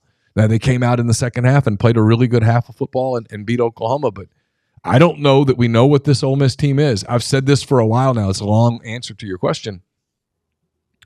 So much of what we do in the media is we build a we build a storyline around a team, every team, before the season starts. Like we did it with Vanderbilt, right? Vanderbilt's going to suck. They're going to win 2 games. Vanderbilt's going to suck. They're going to win 2 games. And you say it enough times that it becomes the expectation. And then Diego Pavia, who won at New Mexico State, with Jerry Kill and all these people, they turned Vanderbilt into a much better team, and all of a sudden it's, oh my God, it's Cinderella. No, it's possible that Vanderbilt's just better than we all thought. It's possible that they're just better than we all thought.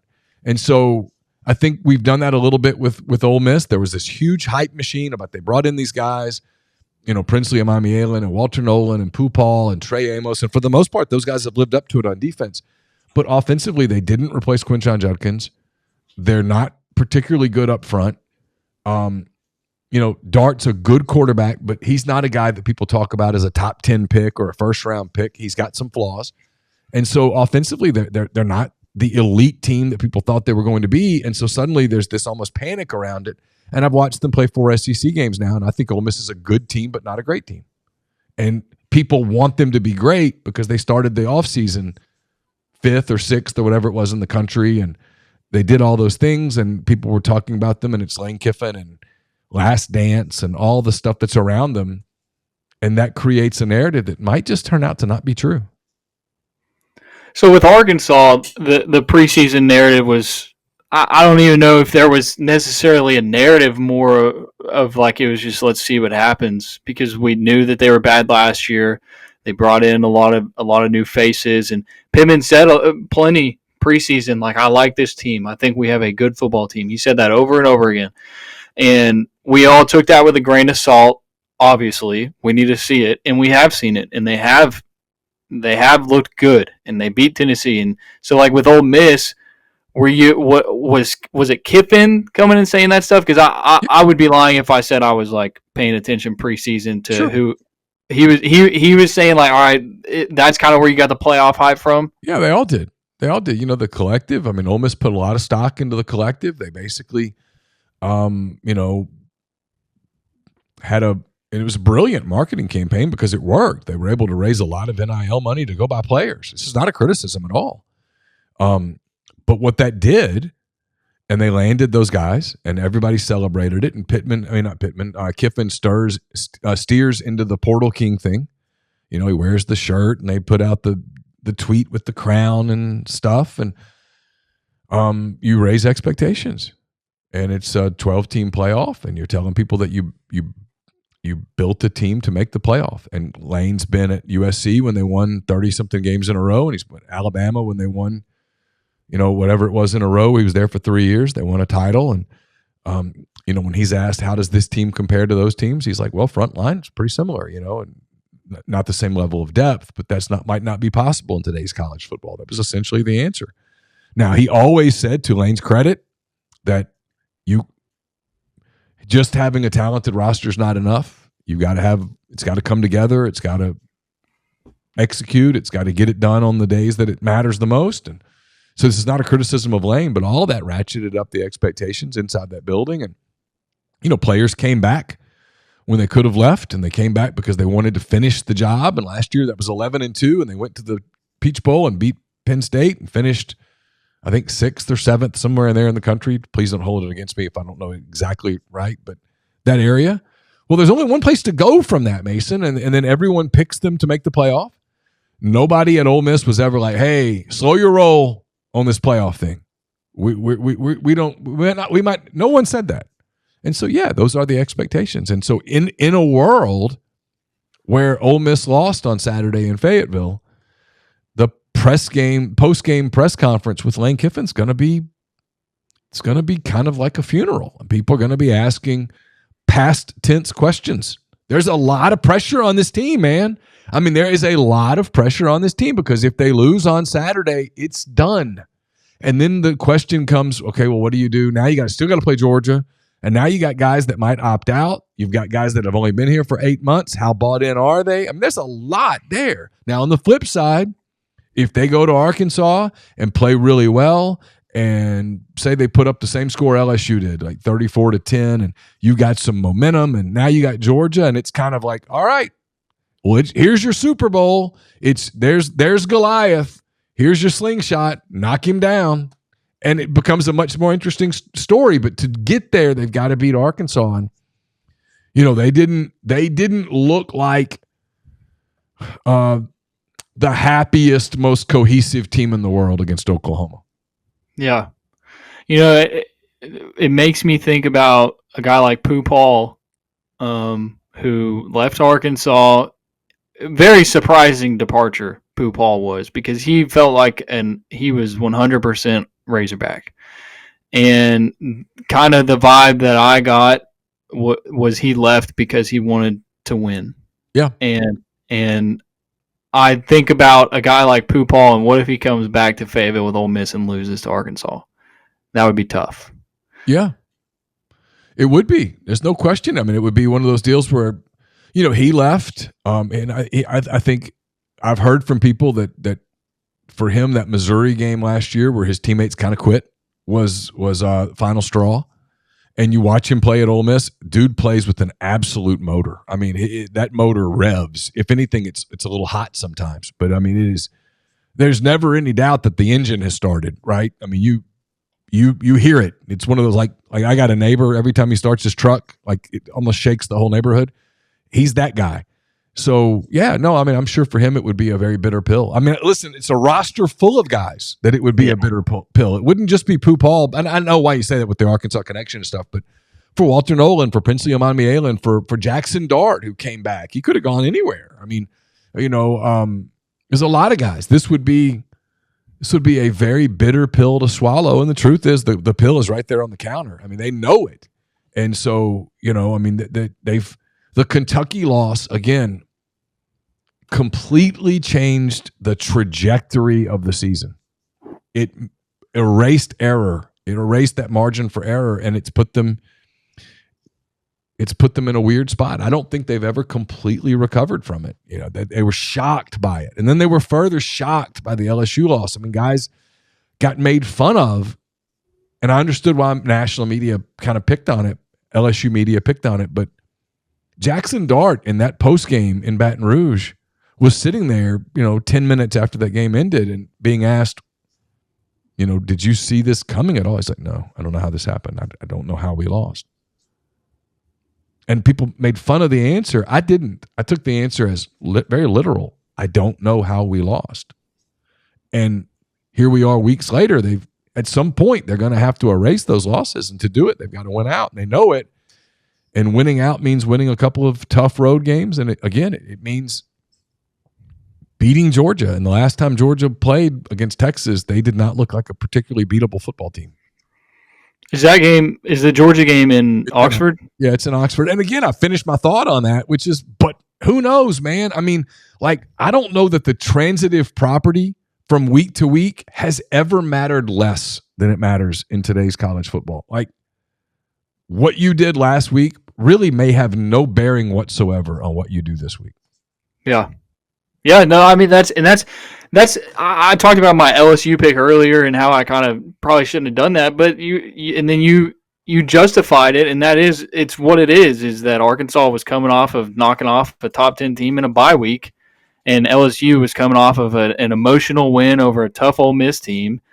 And then LSU dominates Arkansas, but then goes and loses to A&M, which is a team that Arkansas nearly beat. It's just so weird. I mean, Ole Miss played at South Carolina the week after they played Kentucky, and there were a lot of people who picked South Carolina to win the game, and Ole Miss won the game handedly, and there was a certain, you guys are idiots. And I was like, well, I mean, I picked Ole Miss to win that game and to cover, and they did, but I got why people picked South Carolina. Ole Miss had just struggled with Kentucky's pass rush the whole night. They couldn't block them. South Carolina has these two elite ends. South Carolina had just given LSU an absolute war and should have won the game had it not been for a pick six that got negated by a stupid penalty. And then Ole Miss got off to a hot start, and South Carolina had to play a type of football game that they don't like to play, and then everything went to hell in a handbasket for them, and they had their worst game of the season. I think Saturday night South Carolina is going to give Texas A&M all it wants. I do. I could be wrong, but that's today's deal, and I just don't know that week to week really means much. No. And I'm sure both of us could see a scenario where Ole Miss comes to Fayetteville and beats Arkansas by 30. I wouldn't say 30, but I mean, if you told me Ole Miss came to Arkansas and won by 17, am I surprised? No, not really. Arkansas is shaky in the secondary at times. They aren't great playing from behind. if you played with some confidence and they got their crowd sort of quiet for a morning game and turned it into a game where, I can see that. I can also see the other where Ole Miss has not been bitten. They have been bitten a little bit by the turnover bug. They had a bad fumble against Kentucky. They had a bad fumble against LSU. Where you do it again and you give Arkansas some free points. And all of a sudden, Arkansas plays with some confidence and the crowd gets into it. Maybe the rain kicks in a little bit, and all of a sudden it just feels like one of those days. And that thing gets going in your head about we're screwed. We're screwed. And all you have to think is just a little bit of, geez, man, if we can't beat these guys, what are we going to do next week? I mean, what are we going to do with those cats? And then all of a sudden it's over. I mean, it's not a 365-day game. In today's SEC, it's a 4-hour game. It should be a 3-hour game, but it's a 4-hour game. It's a 4-hour game. And so if you shorten the game, who knows? If you make it a 10-minute football game, can Arkansas beat Ole Miss in a 10-minute football game? Yeah. I think anybody in the league, with the possible exception of Mississippi State, can beat anybody in a 10-minute football game. Yeah. I've never considered that, but that is interesting. And I agree with you. I wonder how big of a factor the Arkansas crowd plays on Saturday. It's an 11 a.m. kick. The crowd for the Tennessee game, I think, played a legit factor in that game. It was the best crowd they've had since the 21 Texas game. Not even close. But then I think back to the LSU game, and it just wasn't the same. Even pregame, you could feel that it wasn't the same. It's hard to recreate a night like that, though. Yeah, and LSU never let Arkansas kind of get in it. No. Aside from, if they would have had a successful drive on that one where Weeks had the who knows what the fourth quarter looks like, because that was a big crowd. I mean, it was full. Yeah. It's the SEC today. I think there's an unpredictability to it that is that's real. Yeah. It's gonna be fun. It makes it a lot more fun to watch when you know that one team's not gonna get blown out. Like, for example, the Texas Vandy game. Right, like that game was a lot more fun to watch than it would have been in the past. 100% is that even though you felt like Vandy's just not going to do this, they're right there, and you're like, man, one weird play, and who knows, right? And yeah, it's fun. I mean, that's the league now. I just don't think there's a lot of separation between levels. I think there are levels, but when it's this narrow, you can jump a level on a given night. I mean, again. I think you've seen it throughout the league. It's just a team like some of these matchups. If they played 7-game series, you sort of know who would win, right? You know who would, but they're not playing 7-game series. They're playing one single game, and momentum and stuff around the programs. And I think we're approaching the point of the season where, again, guys start making business decisions, and that could impact games as well. So it should be, like you said, it should be a lot of fun.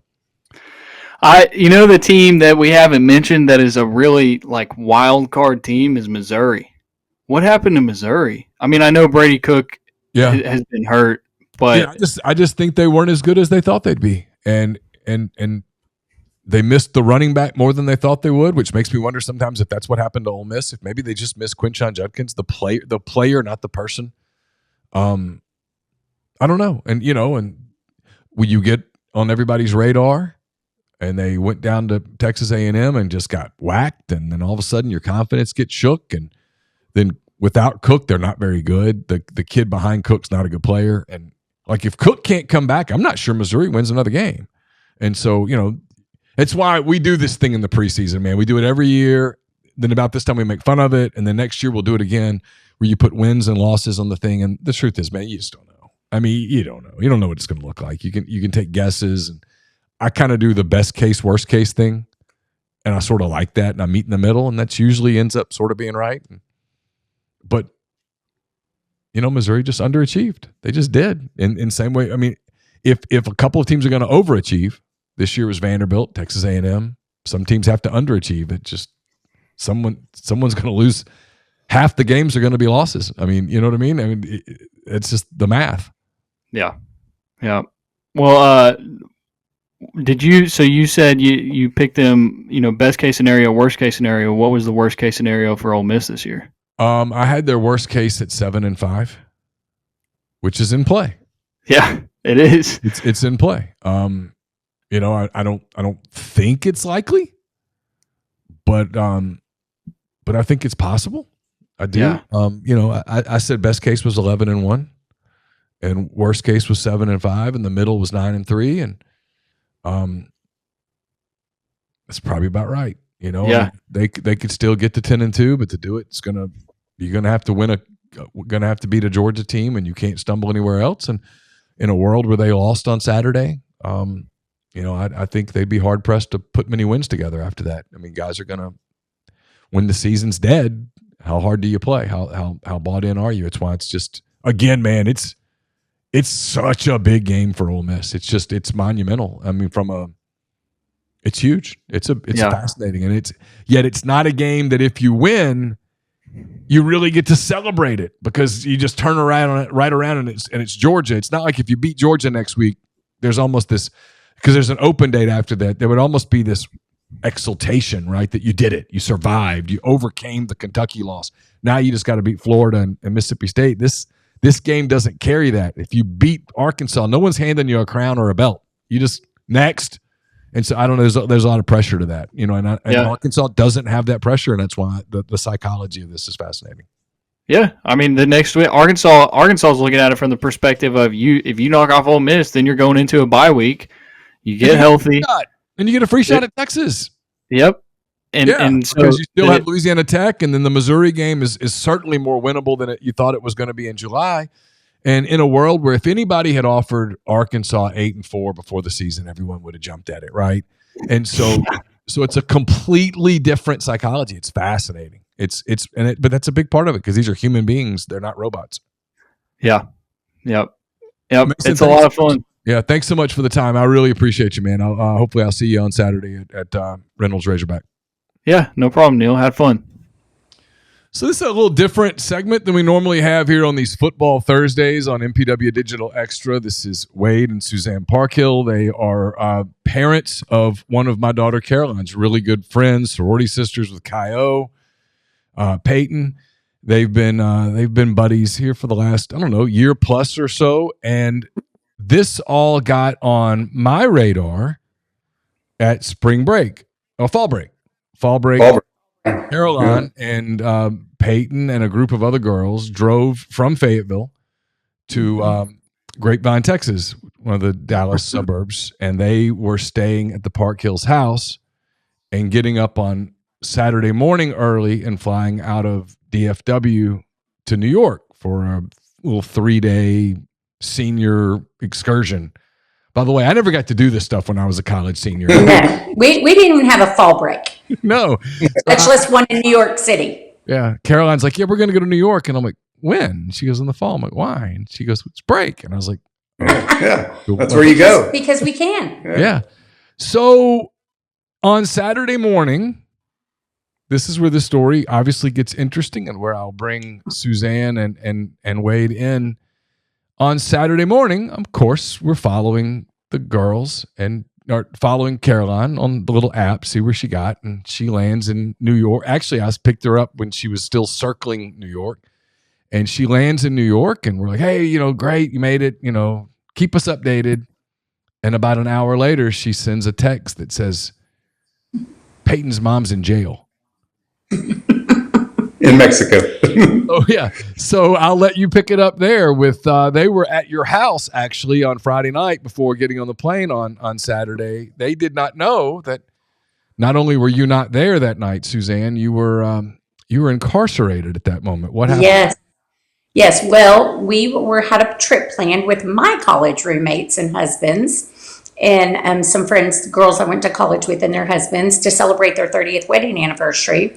One of them lives part-time in outside Vail, Colorado, and the other time in Bernie, Texas. And so they were having some complications with their flights getting delayed, and he missed a flight, the husband and Chris. And so I get a text Thursday morning while I'm still in Grapevine area that says, hey, Chris just dropped some suitcases off on your porch, and then call me. And so I call her when I get out, and I'm like, hey, what's up? And she's like, oh, the flight's going to be delayed for Chris to make it back here to Vail for us to get on the flight to meet you guys in Tulum. He dropped some luggage off your on your front porch because we live 5 minutes from the airport. And she said, oh, wait, here he's calling me. I got to go. And our conversation ends.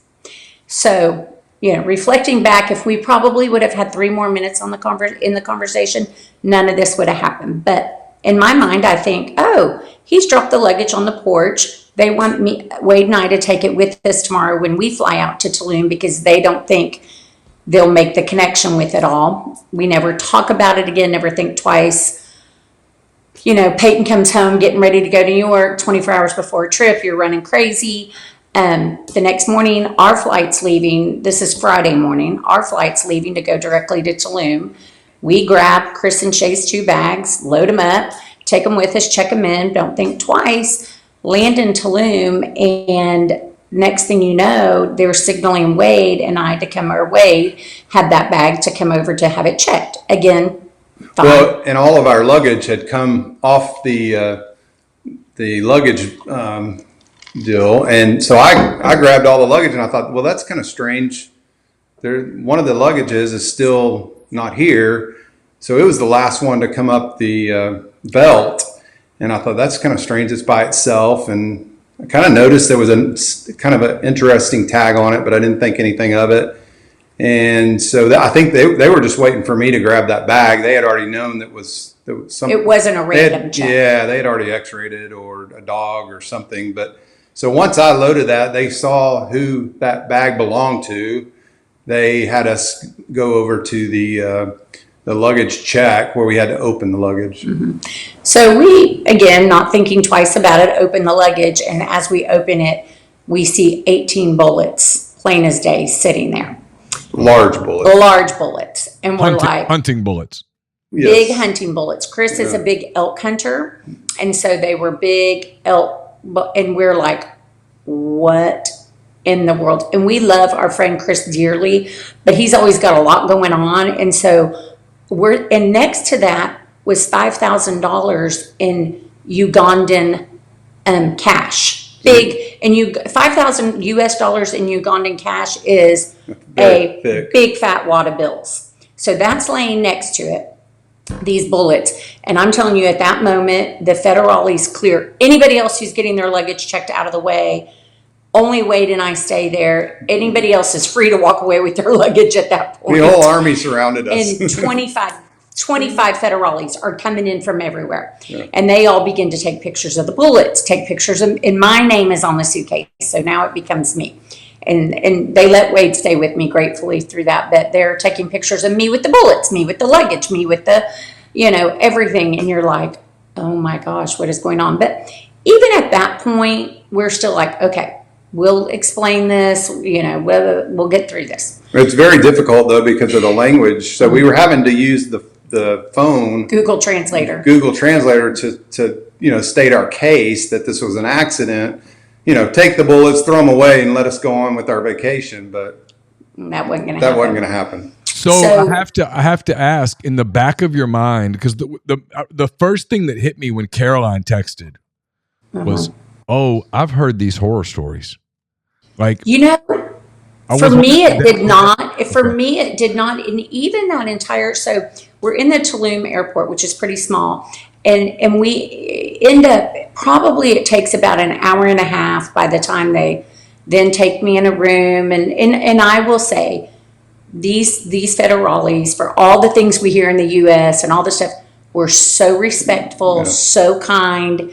You could tell they kind of hated it was happening, but they had a job to do. And the main guy just kept looking at me and just shaking his head like, I've got to do what I've got to do. I've got to take your wife. And so they take me in a room and pat me down and, begin to talk to me. And, but they go and get me a bottle of water.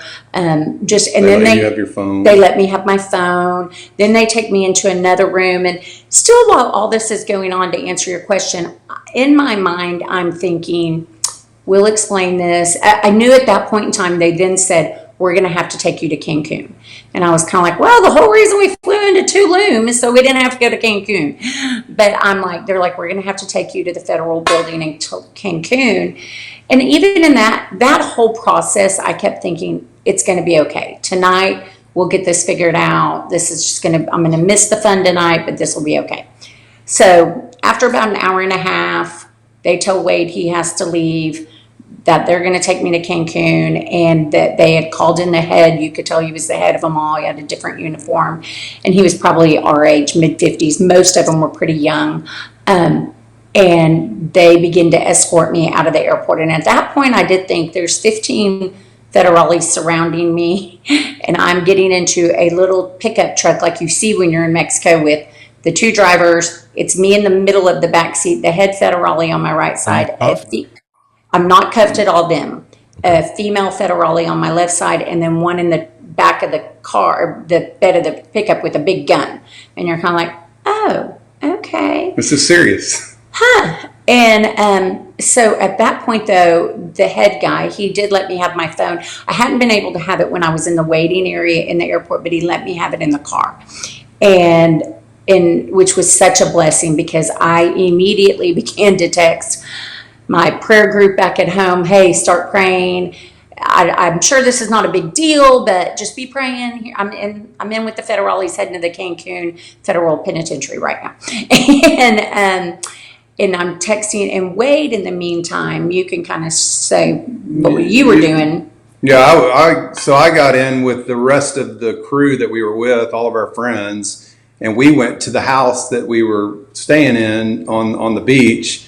And immediately, which was great, the guy that had the ammo or the luggage, he was amazing through the whole thing. And we got there, and he was in shock, obviously, and couldn't believe what was happening. And so he immediately got on the phone. We started making calls, just trying to find connections, and immediately thinking, we got to get an attorney, and we got to get her out as fast as possible. So, and one thing I didn't realize how important the app called WhatsApp is the only thing they use to communicate. So I had to get that downloaded on my phone, which took a while, and I was having issues with the router at the house. I mean, it was just, nothing was working out easy. Even when I got in the driver's van to head off to Cancun, Chris jumped, my friend that had the ammo, he jumped in the van with me, and we just started working the phone for 2 hours and just trying to make connections. And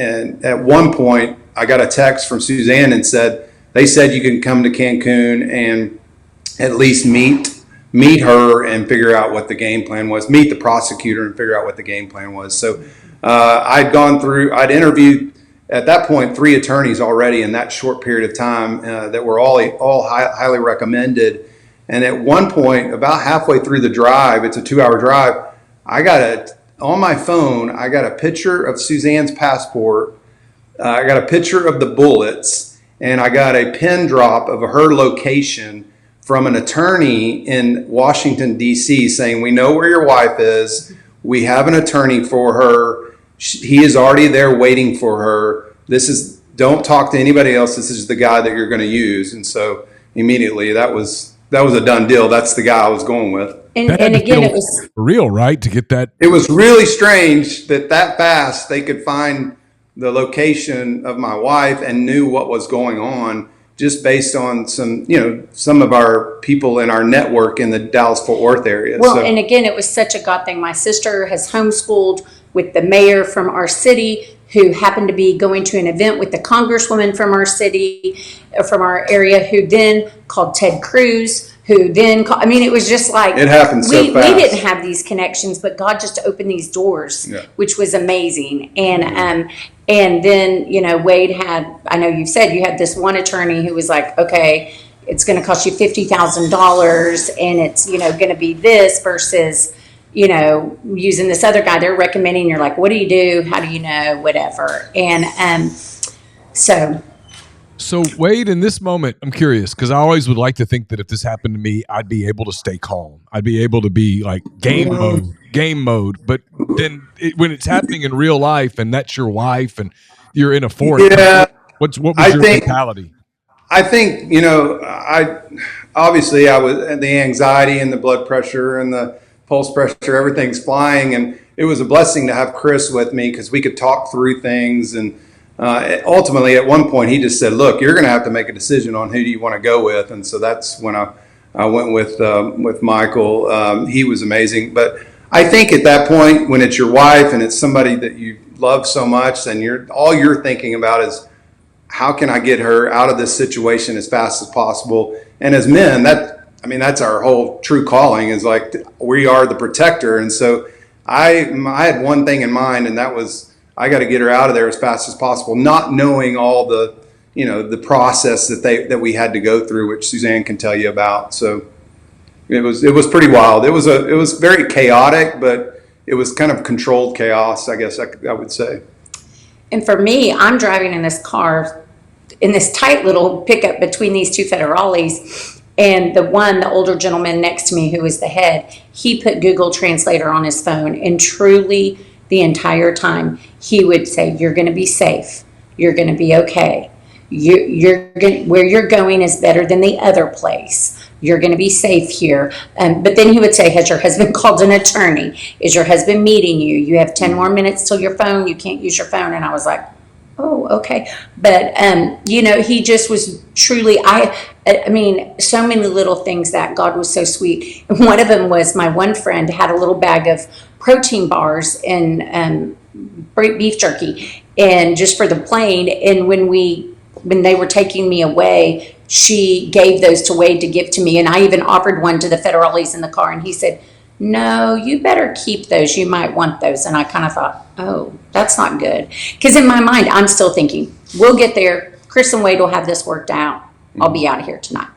So I then get there. They take me into the federal building, take me up to the prosecutor's office. And again, I speak no Spanish and they speak no English. And so we're doing a lot of pointing, a lot of using Google Translator.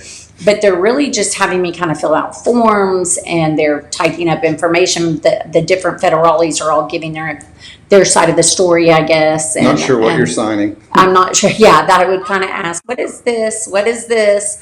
And, and then, again, they were being very kind to me. But then they said to me, "We're going to need to put you in handcuffs for your protection." And I'm like, oh, okay. And then they went and had me sit out in this hallway. And then I was like, oh gosh, okay, maybe this is more than I'm thinking it's going to be. And about that time, Wade and the attorney came up, and then the attorney said to me, we are going to get you out, but you have to stay for 48 hours. Yeah. And I was like, oh my, like it all changed then, and just that pit in my stomach. And a sweet thing though, backing up, even just, again, how God was so sweet to me through it all. When right before we're about to get out of the car, the guy, the head of it all, who's been so sweet to me, I just finally look at him. I mean, I'm showing, my sister and I do a charcuterie business. I'm showing him pictures of my charcuterie. He's showing me pictures of his kids. Like, we've built this relationship. And so then I say to him, "What's your name?" And he said, "My name is Israel." And even then I was like, "Lord, you see me. Lord, you see me." Just Israel being, so prominent in the Bible. I'm like, "Lord, you see me." And and then even when I go into the prosecutor's room, a younger guy, a federale, walks in, and he says something to Israel like, "Oh, Papa," blah, blah, blah. And I said, "Oh my gosh, is that your dad?" And he spoke the most English, his son. And he said, "Yes." And I said, "You have the sweetest Papa." And he said, "He is the very best." And I say that because Israel's son then, as the story goes, becomes a big part of it for me also. But again, just giving that, connection, that human connection and stuff. Right. And so that night they say, "You're going to stay here." And I really just got to talk to you for probably 5 minutes or so. Yeah. And they separated us. And at that point, they took her, and I didn't know where, but they took her, and then they said, "You're going to come with us, and you're going to unload your friend's luggage and put it into a trash bag, because you're taking everything. We're going to obviously keep the ammo. But we need you to get all this." And then they also kept the piece of luggage, but I had to get all the contents out. And when I was taking everything out, and I grabbed that wad of cash, because our friend actually does mission trips over in Africa, I kind of looked at the guys like, this doesn't look good. So I put that in the trash bag, and then the only thing left in the luggage was a Bible. And I looked at the attorney and I said, "Hey, do you mind asking them if there's any way that we can get this Bible to Suzanne so she can have it tonight?" And I actually, through what I found out from the attorney, that was going to be 48 hours. And that's another thing. he told me when I was interviewing him, he said, I don't care what anyone tells you, she is going to spend 48 hours.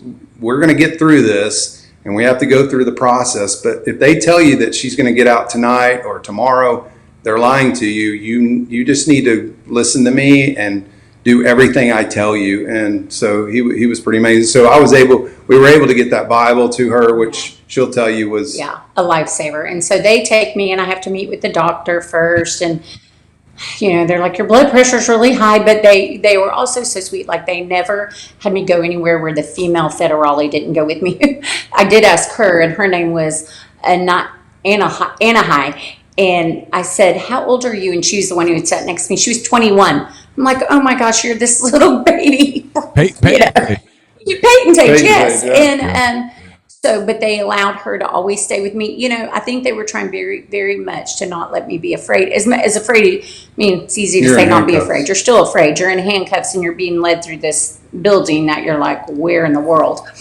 And the attorney said to me, though, before I went in there, Miguel said, you're going to be in there. Well, you're in there with somebody famous. There's a pro athlete that's also in there. And I was kind of like, okay, which again was sweet, because I'm like, okay, it's not the cartel. It's not someone who's just killed their wife. I mean, it's like, okay, at least it's, it gave me some peace. And so they take me down in what was, I would assume, is like the basement of this building.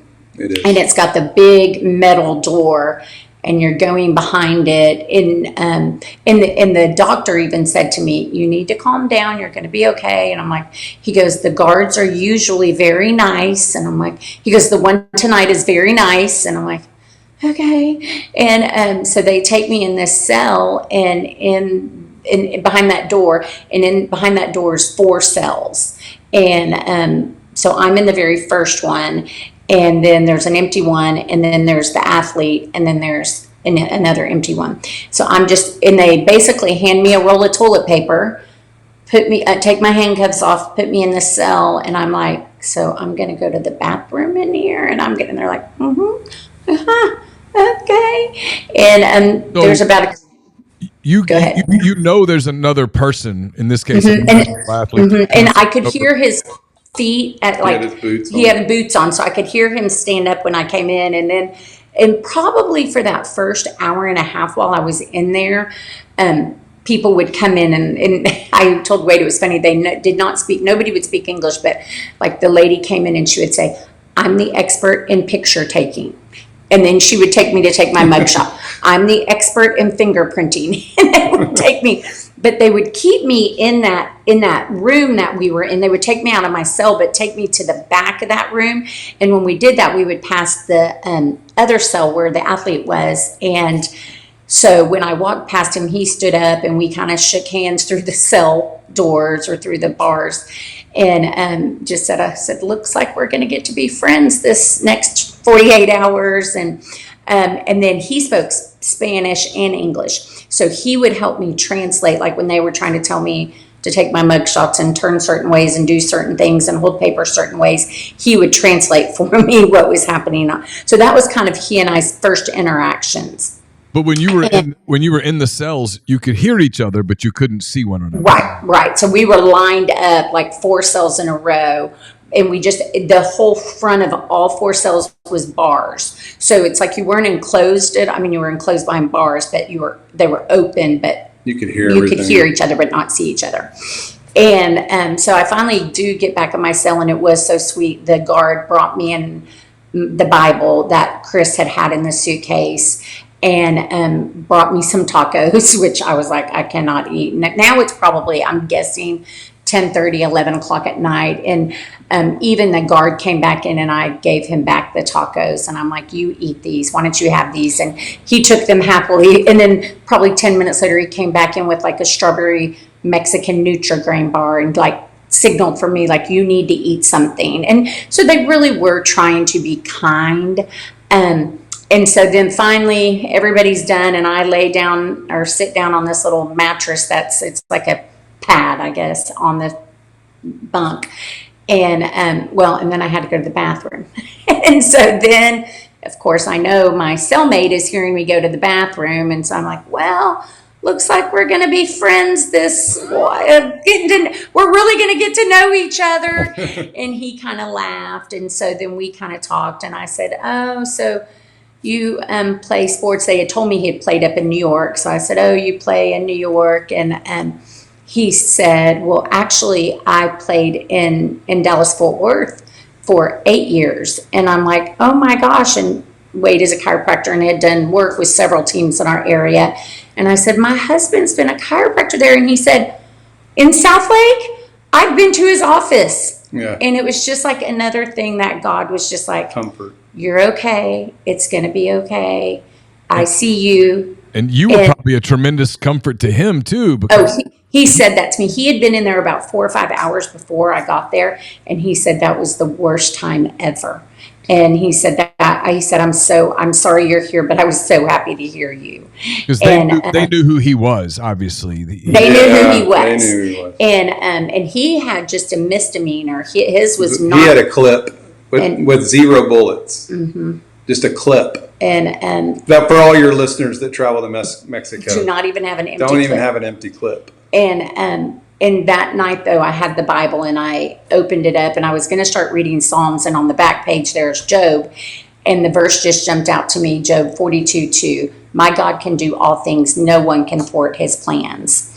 And so I said to my cellmate, I said, I don't know if you're a believer or if you're not, but here's the verse I'm claiming for you and I this next 48 hours. And he was just like, thank you. Yes, amen. And so sweet. And so we kind of just would talk. And that night actually was not, I think I was so exhausted. And I asked the doctor before I went in there, or right when I went in there, I said, do you have anything that will help me sleep? And he said, I can give you a quarter of like a diazepam, I think he said, which I didn't even know what that was, but I was like, I'll take it. And he had it like in a little, like they must have that ready because it just popped out in a quarter was all that would pop out. He didn't have to cut it up or whatever. And so he gave it to me. And then I even asked my friend in jail, I said, did you get one of those pills? He said, yeah, but I've been afraid to take it. I haven't taken it. I go, oh, I took it right away. He's like, okay, I'm going to take it now. She was the guinea pig. So I'm like, I don't care what it is. I'm taking it. And so that night I truly had such a peace. Like I literally, another just such sweet thing is right before they were taking me away, I said to Wade, hey, get my sweater out of my carry-on, which I had just taken because I get cold on the plane. And so because in this prison cell, they have no blankets, no pillows, I mean, nothing. And this bright light stays on 24/7. And so I could use this sweater for my pillow or my blanket or my eye mask or whatever was needed. And truly that was because you just stay in your own clothes the whole time you're there. For 48 hours, you just stay in your clothes. And so that day, and they had told me tomorrow visiting hours from 11 to 5. And so that, I think in my mind, I thought, okay, Wade will be here at 11.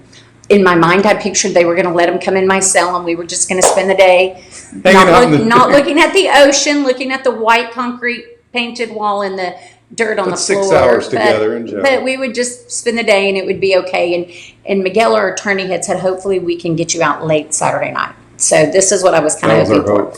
So then wake up the next morning, Miguel comes to see me. And then when they take me out that time, they not only handcuff my hands, but shackle my ankles. And I'm like, what in the world? But what was so sweet is the new guard, which I was kind of nervous about, was Israel's son, who I had met the night before and was so sweet. And he ended up being my guard for 24 hours. And so just again, God just being kind, that here was a guy who was kind and sweet to me. And so that day was a pretty long day. I meet with the attorney. Wade shows up right at 11, and they handcuff me to meet Wade. And you just basically leave your cell and go in another locked room. So I'm not real sure why I have to be handcuffed. And he comes in a locked room for the other side, and it's the plexiglass. What you see in the movies. You don't touch each other. You don't, nothing. And the guard says, okay, you have 10 minutes.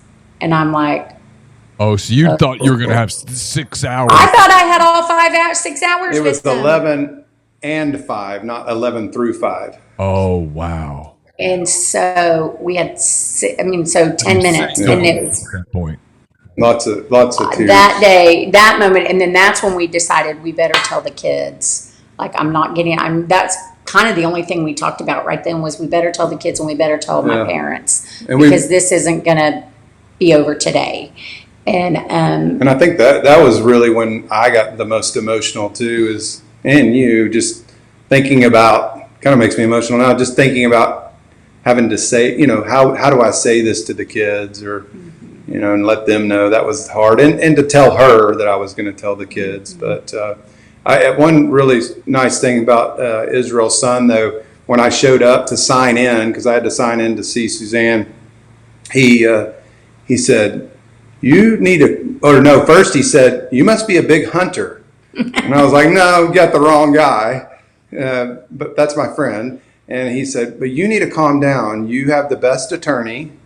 Everybody knows and everybody loves him," which gave me a lot of peace. And he said, "Your wife is going to be fine. Everybody just kept saying, she's just got to jump through the hoops and go through the steps." And so it was good to hear him, somebody that doesn't know me from Adam, say, "You need to calm down. Your wife is going to be okay." I just needed I am the calm one. I needed to hear that. It was kind of, and I thought about it later. It in some ways was maybe even a blessing, right? That Peyton was in New York with all of her friends, because even though she was incredibly emotional about it, she did have that group of girls that were right there with her to be like, "Hey, it's going to be okay. It's going to be okay." Even though at that moment, I'm not sure that we all knew it was going to be okay. Right. And all those girls were so precious. And and just another thing that made me just so grateful is the first night when I'm in there, they have the U.S. consulate for Cancun called me.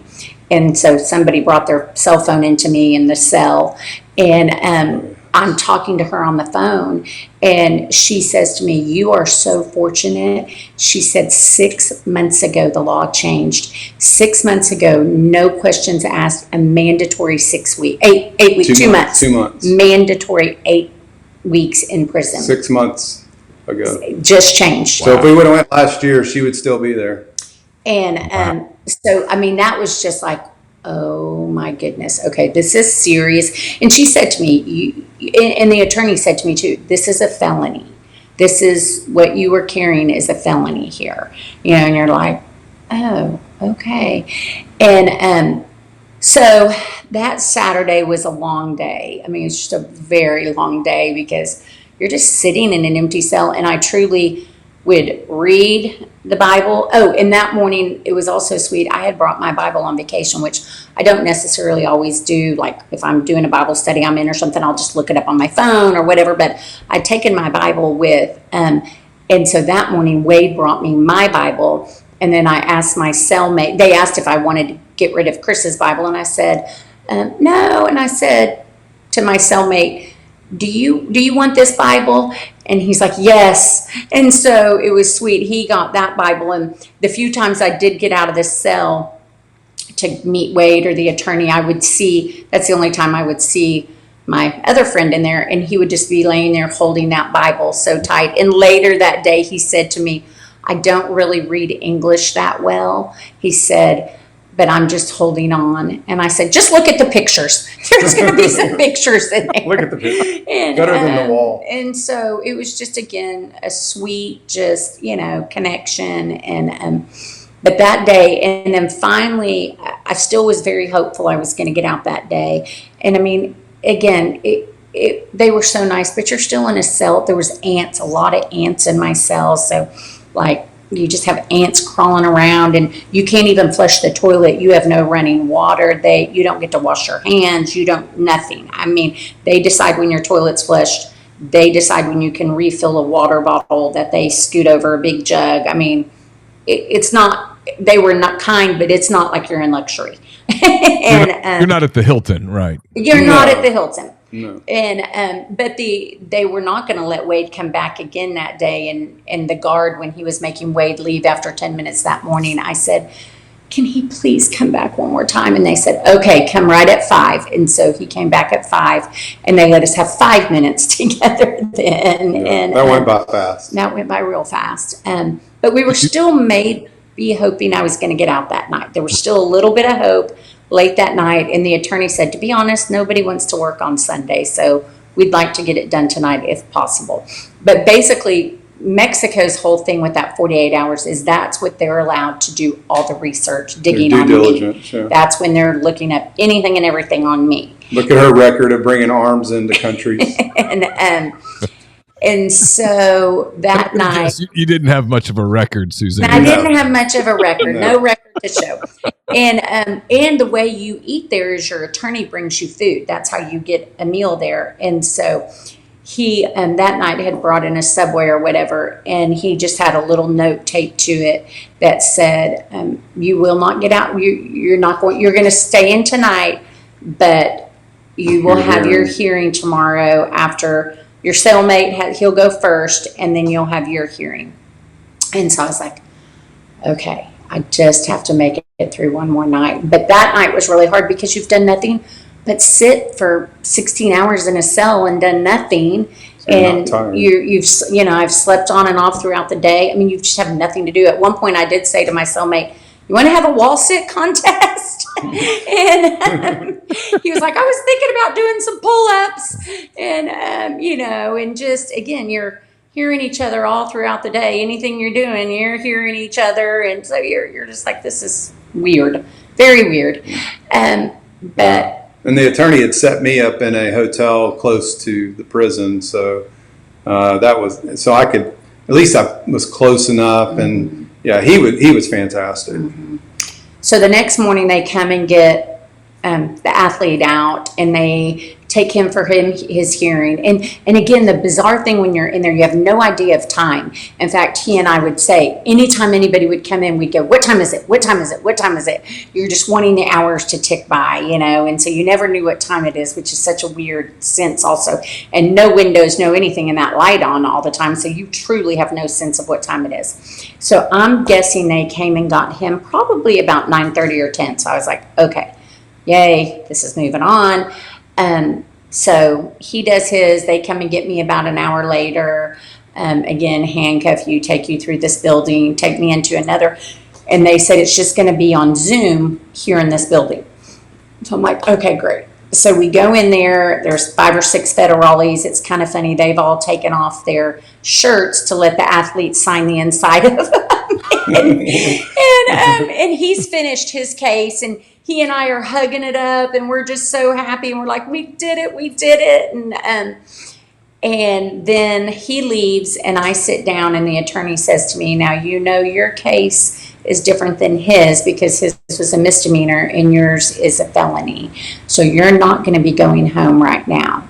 And I was like, sick. That's when I probably was the most sick, because I also knew enough of the people along the way had said to me, "You don't want to go to the other place." Well, now I knew that meant I was going to the other place. And I was just like, oh my gosh. And he said to me, though, he said, "I will get you out today, but you're going to have to spend the day there." That was basically my sentence. Yeah. My sentence was to pay a fee and then to spend the day there in the women's penitentiary. And so that was really hard to take. And so we went through, it was probably a 30-minute court trial on Zoom, and I had to plead guilty to the felony. Mm-hmm. And he told me, he said Wade was downstairs, but I've sent him back to the hotel. Yeah, I was hugging it up with the athlete, just waiting for Suzanne to walk out behind him. Yeah. So you thought she was coming out after him? Yeah. Mm-hmm. Yeah. And so we do the court case, the hearing, and then my attorney leaves. He said, as soon as they get the transfer papers, they'll transfer you to the penitentiary. So now here I am sitting in a room again with 5 other federales that I've never seen. And you're just, at that point, I was pretty crushed. I was pretty like, oh my goodness, and scared what was happening. And again, just the sweetness of the Lord. One of the guys was so funny, and I couldn't understand a thing he was saying, but he was the older federale, I would say, and he is moving and laughing and making jokes, and the other guys are all laughing it away and everything. And finally, I'm sitting shelled up in the corner kind of thing, and stinky because I've been in the same clothes for 2 days, and And I finally just say, he is crazy. He's loco. He's crazy, and kind of pointed him, and they all start dying laughing. And then they were just trying to communicate me. And I said, do you guys watch American football? You ever watch American football? And they said, a little bit. And I said, who won the OU Texas game yesterday? And the one federale came over with his phone and put it to English and hit Safari and handed it to me so I could look it up. And I mean, they really were trying to be nice. And but you're still like, this is crazy. So they finally say it's time to transfer you. So they handcuff me again and take me downstairs. And there's this big white van. And I'm like, what in the world? And they open up a set of double doors. And then they open up another set of double doors. And there's like 6 seats that they have like metal things to lock you into. So they lock me in there, and 2 of them get in the front to drive, and I'm just sitting in the back of this van with no windows, nothing, chained in here, driving through Cancun thinking, what in the world? Where am I going? What is happening here? And that was probably when I was the most scared and most it was frightening. Yeah. And then they pull up to the women's penitentiary, and it's, at least at the federal penitentiary, there was concrete floors. I wouldn't say it was clean, but it was decently clean. They open up the double doors there. It's dirt floors, metal buildings. There's this mean woman guard, ready to greet me. And they take me out of this back of the van and basically hand me over to them. And I'm like, what in the world? And she's pushing me into this metal building. And you have shackles on. Well, at that point, I don't. At that point, they took off the handcuffs, and she's pushing me into, the federales took their handcuffs back. She pushes me into this building, pushes me face against the wall, makes me spread my arms and legs out, patting me all down. And then she's slapping my legs because we can't communicate. Well, she's trying to tell me to lift my legs to put the shackles on me. Oh, you didn't know. But I didn't know. So she's popping my legs and then popping my arms and has my sweater thrown on the ground in the dirt. I'm like, that's my blanket and my pillow. And then even the policemen there, you're like, this is a different quality of people. I mean, I hate to say it, but it was like, I was afraid then. I was like, okay, this is not the federales that kind of were, seemed kinder and safer.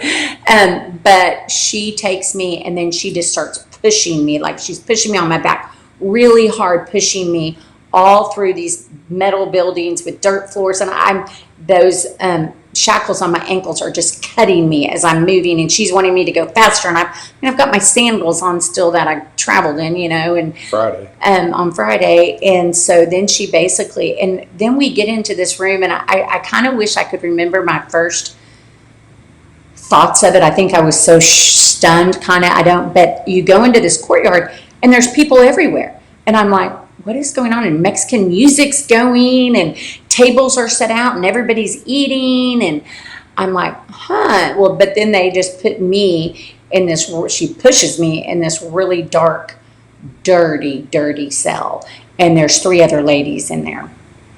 And she hands me some clothes, like I need to change. And I'm like, oh my. And I'm like, do I just change here? What do I do? And again, those ladies, they kind of pointed to me to turn the corner a little bit where I could change and put on their uniform. And then I just go and sit on the floor of the cell by the bars and begin to just watch what's going on out in the courtyard there. And it was kind of sweet in so many ways. What I later realized, it was Sunday, so it was family day. So all their family was there visiting them. So if you had on khaki, you were a female prisoner. But if you had on a red shirt, you were a visitor. And so there would be lots of kids there and husbands there. And everybody had their own little tables and chairs, plastic tables and chairs that were set up. And you could tell their families had brought in food and Cokes. And there was a little store that was being operated. And you could kind of see all this. But I'm still just sitting there going, this is pretty scary. This is this cell was painted black, which I'm not sure why. I mean, it was bad in there. You wouldn't have wanted to wait till the next family day. Yeah. I would have not wanted to wait till the next family day. Yeah. And so then that day, I would guess by the time I got in that cell, it was probably 12:30ish, I'm guessing. And so while family time was going on, nobody was nobody was coming to do anything with me. But it was really sweet. They were having me fill out a form right when I got there again. And the mean guard could not speak any English and I could not speak any Spanish. So she calls over this girl and she's like, Coral, come over here and help her. Come over here and help her. And the cutest, literally looks like one of our daughters. Adorable little thing comes bebopping over and she's like helping me fill out all the paperwork. And then she says, if you need anything, I'm Coral and you come get me in cell block 4. I was like, okay. Something I was not anticipating hearing on my vacation. Coral in cell block 4 will help me out. And so time kind of goes on. Well, then all of a sudden, 2 of the inmates begin to yell. It's obviously time to clean up, she's telling them. And it's crazy. It's like ants. Everybody goes into mode. Picking up the tables, picking up the chairs, putting away the food, sweeping. And if you have a table and chair, you take it into your cell with you. So I guess you bring it back out next week when your family comes. It's really interesting. Well run. And there, they sleep 16 women in a cell. And so they would have these, like on the bottom floor, there was 4 cell blocks that had 16 women. And if they had any children under 2, they stay with them if they want. So when all of a sudden they all have to go in their cells, 16 women go in and maybe 3 or 4 children all go in there with them. And then they are in their cells the rest of the day. But even in their cells, it's kind of interesting. They have music playing. They're also funny. They all get in there and take off their khaki uniforms, and they all have like little running shorts and sports bras on, like our girls are running around in, because it's so hot. There's no AC. But as long as you're in your cell, you can be in that. And so then even at one point, Coral yells across the way, "Do you have any water?" And I'm like, "No." And she's like, "I'm going to see if I can bring you some." And then she yells to the guard, and the guard tells her she can get out and bring me some. And she has to get her khaki uniform back on, but then she runs me some water, and she gives me this really pretty glass water bottle. And she's like, "If you get out, though, will you give me this back, please? I really like it." And I'm like, "I will." And she goes, "Have you showered yet?" And I'm like, "No, I'm not planning to shower here today." And she's like, "Did they not give you any stuff?" And she runs to that mean guard and gets me toothpaste and toothbrush and shampoo and all that. And so then I say to her, I said, "I'm really hoping to get out today." She said, "Oh, did you pay the money?" And then I was kind of like, do I say yes? Do I not say, And I said, I think they did. And she I hope said, my husband paid the money. I said, "I think they did." And she said, "I'm so happy for you." I was like, even in here, like she's stuck in here, but she's so happy for me. And so I was like, "Well, I will not be showering today." And then they bring us a lunch, and it's so, it's like a pot of stew, I guess, with some tortillas, which, again, I was not going to eat, but I asked my cellmates if they want it, and they took the tortillas, and then I watched them, and they just go to the toilet in our cell and dump your food down and flush your food, and there's a little soapy bottle and a little soapy clear bowl, and you wash your dishes and put it up to use again the next day, I guess. And I'm just like, oh my gosh. So I say at one point, so there was 4 of us in my cell, but only 1 bunk, so only 2 beds. So it's the first 2 in get the bed, the last 2 get the floor. So this young girl is next to me on the floor who was such a pretty thing, and we can't speak any, but at one point I say to her, "Mignana, will you go?" And I'm pointing to where all these other girls are at least conversing and having fun, and and she said, "No, 30 days in here." Oh no. So I think that's basically where they break you. Yeah.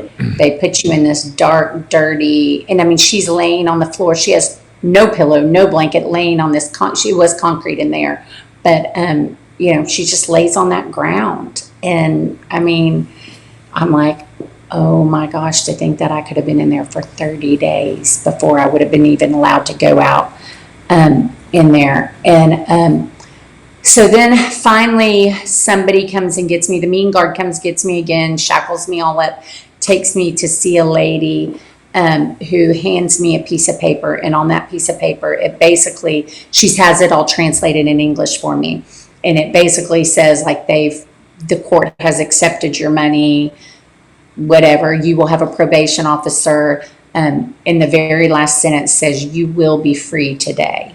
Wait a little while and you will be free today. And I mean, it was just like, okay, Lord, I can do this. I can do this. Mm-hmm. And so they send me back to the cell for a little while. And then that mean lady comes, gets me again and pushes me around again, all through some more metal buildings and dirt floor. Well, where we were going was for me to get handcuffed or to get fingerprinted and mugshot there.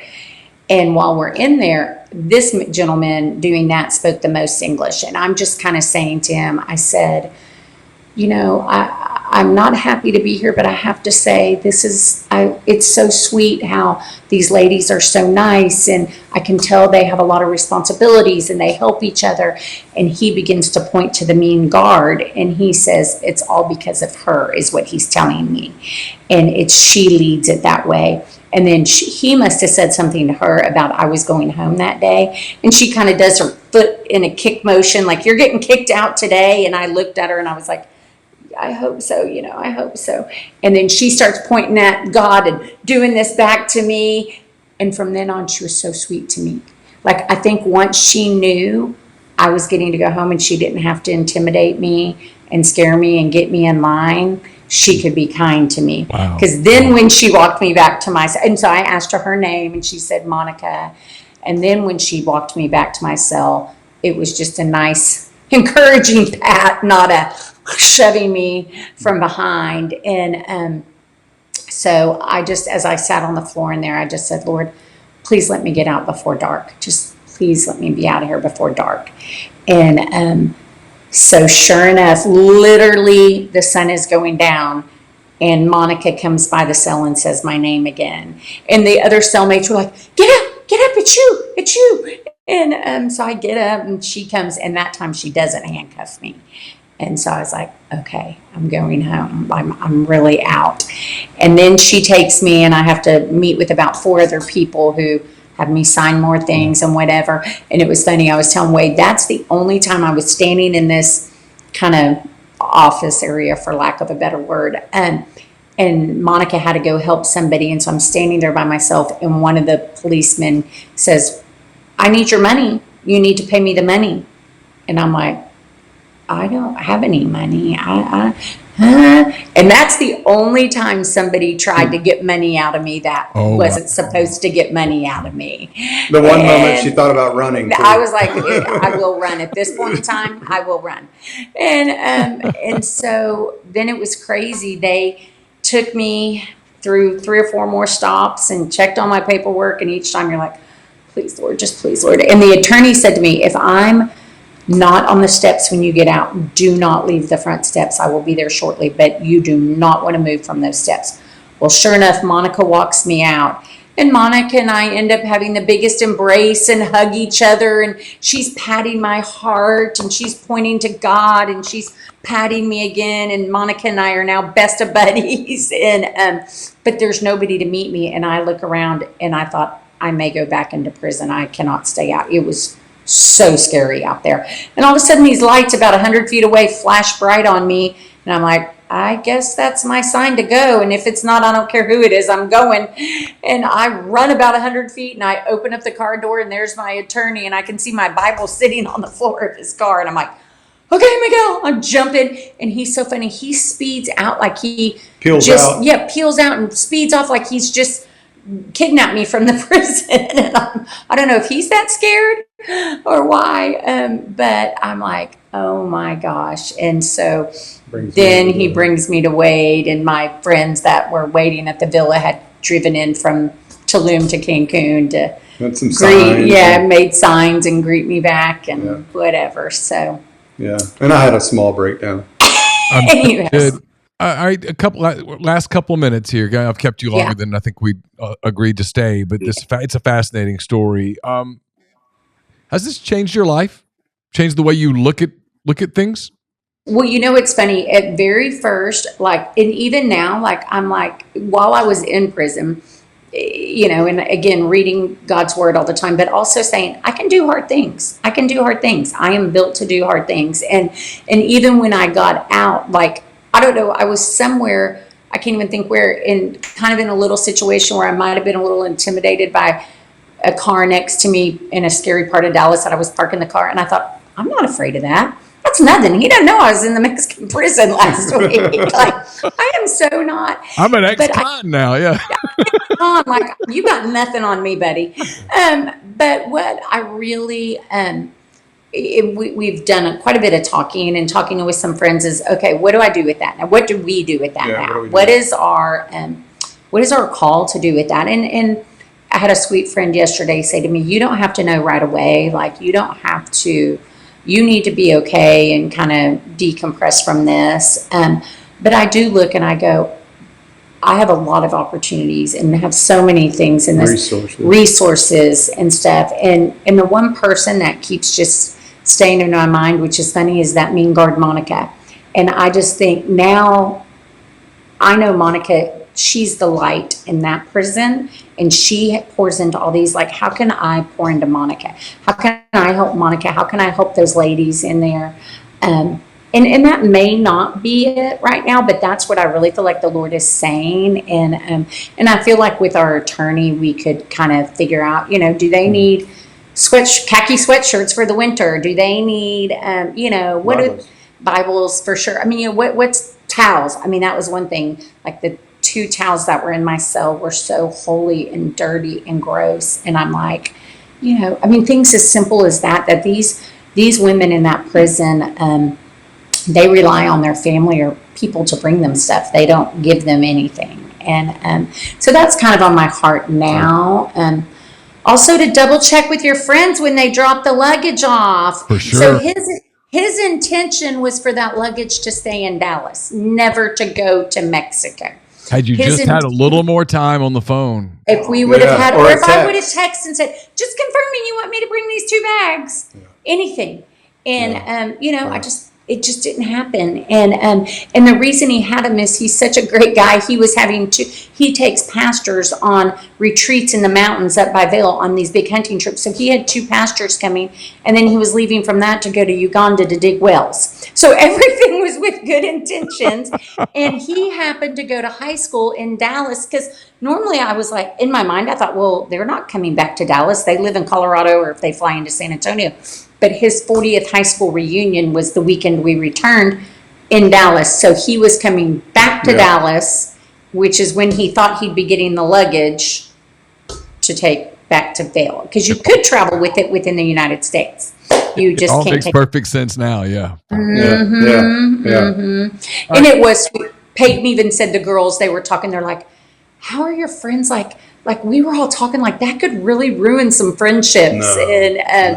Especially Dad could be really mad at Chris and stuff. And we're like, they were as sick as we were sick. And it was a mistake. And you know what? They've been our dear friends for 35 years. And, it was just. The scene of them all in New York celebrating your freedom. Oh my gosh, was the cutest.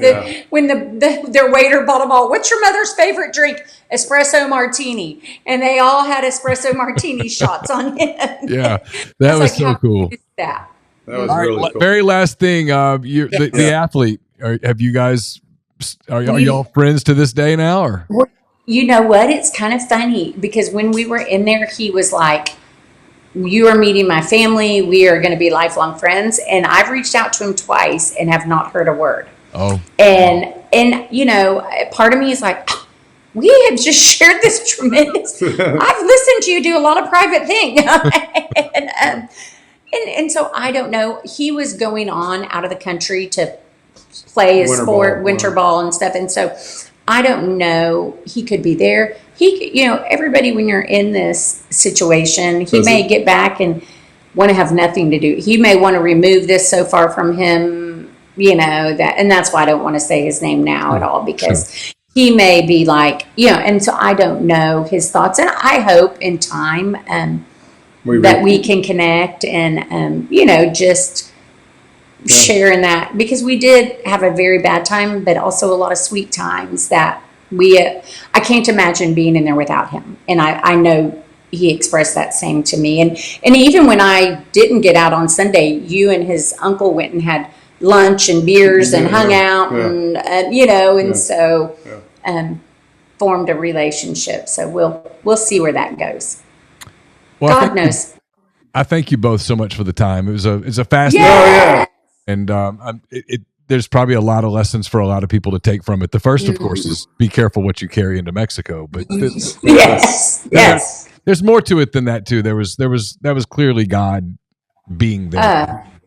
100%, 100%. And and even running into you and not knowing you that night when we went to Fayetteville the next weekend, and you just saying, "My wife and I have been praying for you," and so many people, a lot of people I know were praying. That was powerful. I mean, it was one of those things where Caroline was like, "I would go home.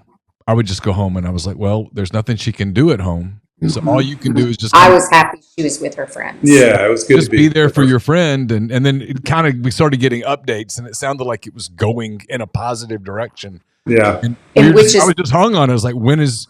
And then finally we got the text, Suzanne's out of jail, and we were like, yeah, we don't even know her, and there was a thing, there was. Well, and that attorney, everything he said happened exactly how it was But happened. It is so crazy.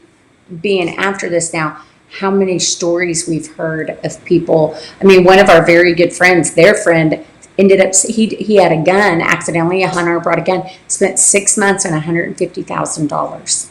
Wow. And that was just 18 months ago. And I mean, even it's so funny, the concierge from the home in Tulum that we were staying at texted Wade 2 days after we were home and said, "I still can't believe she's out." When I heard this, I thought there's no way she will be out for many months. Like so many people have said, it truly is a miracle that you got out in 48 hours. Well, that's why I panicked on that Saturday morning when Caroline sent the text that said you were in jail. I just said, I've heard these horror stories. That's what I told Laura. I remember saying to Laura, I'm like, she's in trouble. Those are those. I couldn't let myself go there. Yeah, I mean, to think in all, it was 48 hours and about $12,000. We consider ourselves very, very lucky. Yeah. I mean, it truly so good. Yeah. But I am now a convicted felon in Mexico. And my friend yesterday said to me, "Does that really bother you, like having that attached to your name?" And I said, "Actually, it more upsets me that that's a place we love to go and have a lot of fun, and I can't go back now for a while." I go, I'm more mad they took my fun away than my felony. You got some street cred now, though, Suzanne. I got some street cred. I am a felon. You flex a little bit if someone kind of bows up on you. You're like, hey, I'm a convicted felon. I'm going to tell my probation officer. I have a probation officer, but kind of funny. I went for my first probation meeting, and they don't call them probation officers, but whatever they're called. They're on strike right now in Mexico, so they didn't show up. So I'm like, okay. They said they'll call me when it's time. Yeah. Like, all right, well, I'll be waiting for my probation officer. Again, thank you both for your time. Oh, Neal, thank you, Neal. And thank you and your sweet daughter for loving on our daughter so much. Yeah. Well, hopefully we'll see each other soon. Yes, sounds good, Neal. Thanks, Thank Neal. you. Have a great day. Bye-bye. Ben Mintz, Barstool Sports, joins as he does each and every week here on The Big Show. Ben, thanks for being with us. Appreciate it. Yeah, always great to be here. We're obviously going to get into this Ole Miss Arkansas game. Any long-term Ole Miss fan knows that going to Fayetteville has never been a real fun thing for the Rebel fan base or players, and so hopefully none of that history is going to matter on Saturday because at least it's an 11:00 game. That's a positive. All right, let's start with Ole Miss and Arkansas. It's Ole Miss is, as we record this, kind of late Wednesday afternoon. Ole Miss is a 7-point favorite. The money lines are Ole Miss is minus 238. Arkansas is plus 195. The over-under is 53.5. I love the under at 53.5. And what's going on right now, like obviously this is early in the week. I don't have any news on injury reports that other people don't have. It's real quiet and secretive, and so I'm not going to act like I know anything here. But when you look at the way Ole Miss's passing game has looked, and the SEC games, 37 points total in the Kentucky game. Baton Rouge had 55. 30 in South Carolina, 40 against Oklahoma. I mean, there's a trend here on these unders. These games are flying way under. And you look at playing Arkansas, who has a good running attack. Well, Ole Miss's run defense is awesome. I mean, that's the strength of this team. And so I don't think Arkansas is going to be able to score a bunch of points. It's also 70% rainy forecast, which factors into the under. And Arkansas does have a good defensive line. You saw that Tennessee game. They held them to 14 points. So I think we're looking at kind of like an uglier, low-scoring game in the rain here. And I'm going to be slamming this. Right now I'm seeing it at 53.5. I kind of think I'm going to try to get it in a little early in the week because I think this thing might be 50 or 51 at kickoff when the weather report and injury reports come out. Yeah, and the 55 that you mentioned in LSU included an overtime. Yeah, that was a weird one. There's Ole Miss left 17 points out in the field in the first half. But either way, there's a big trend on Ole Miss unders because the front seven's so good on defense, and then the passing game hadn't been what we thought it would be.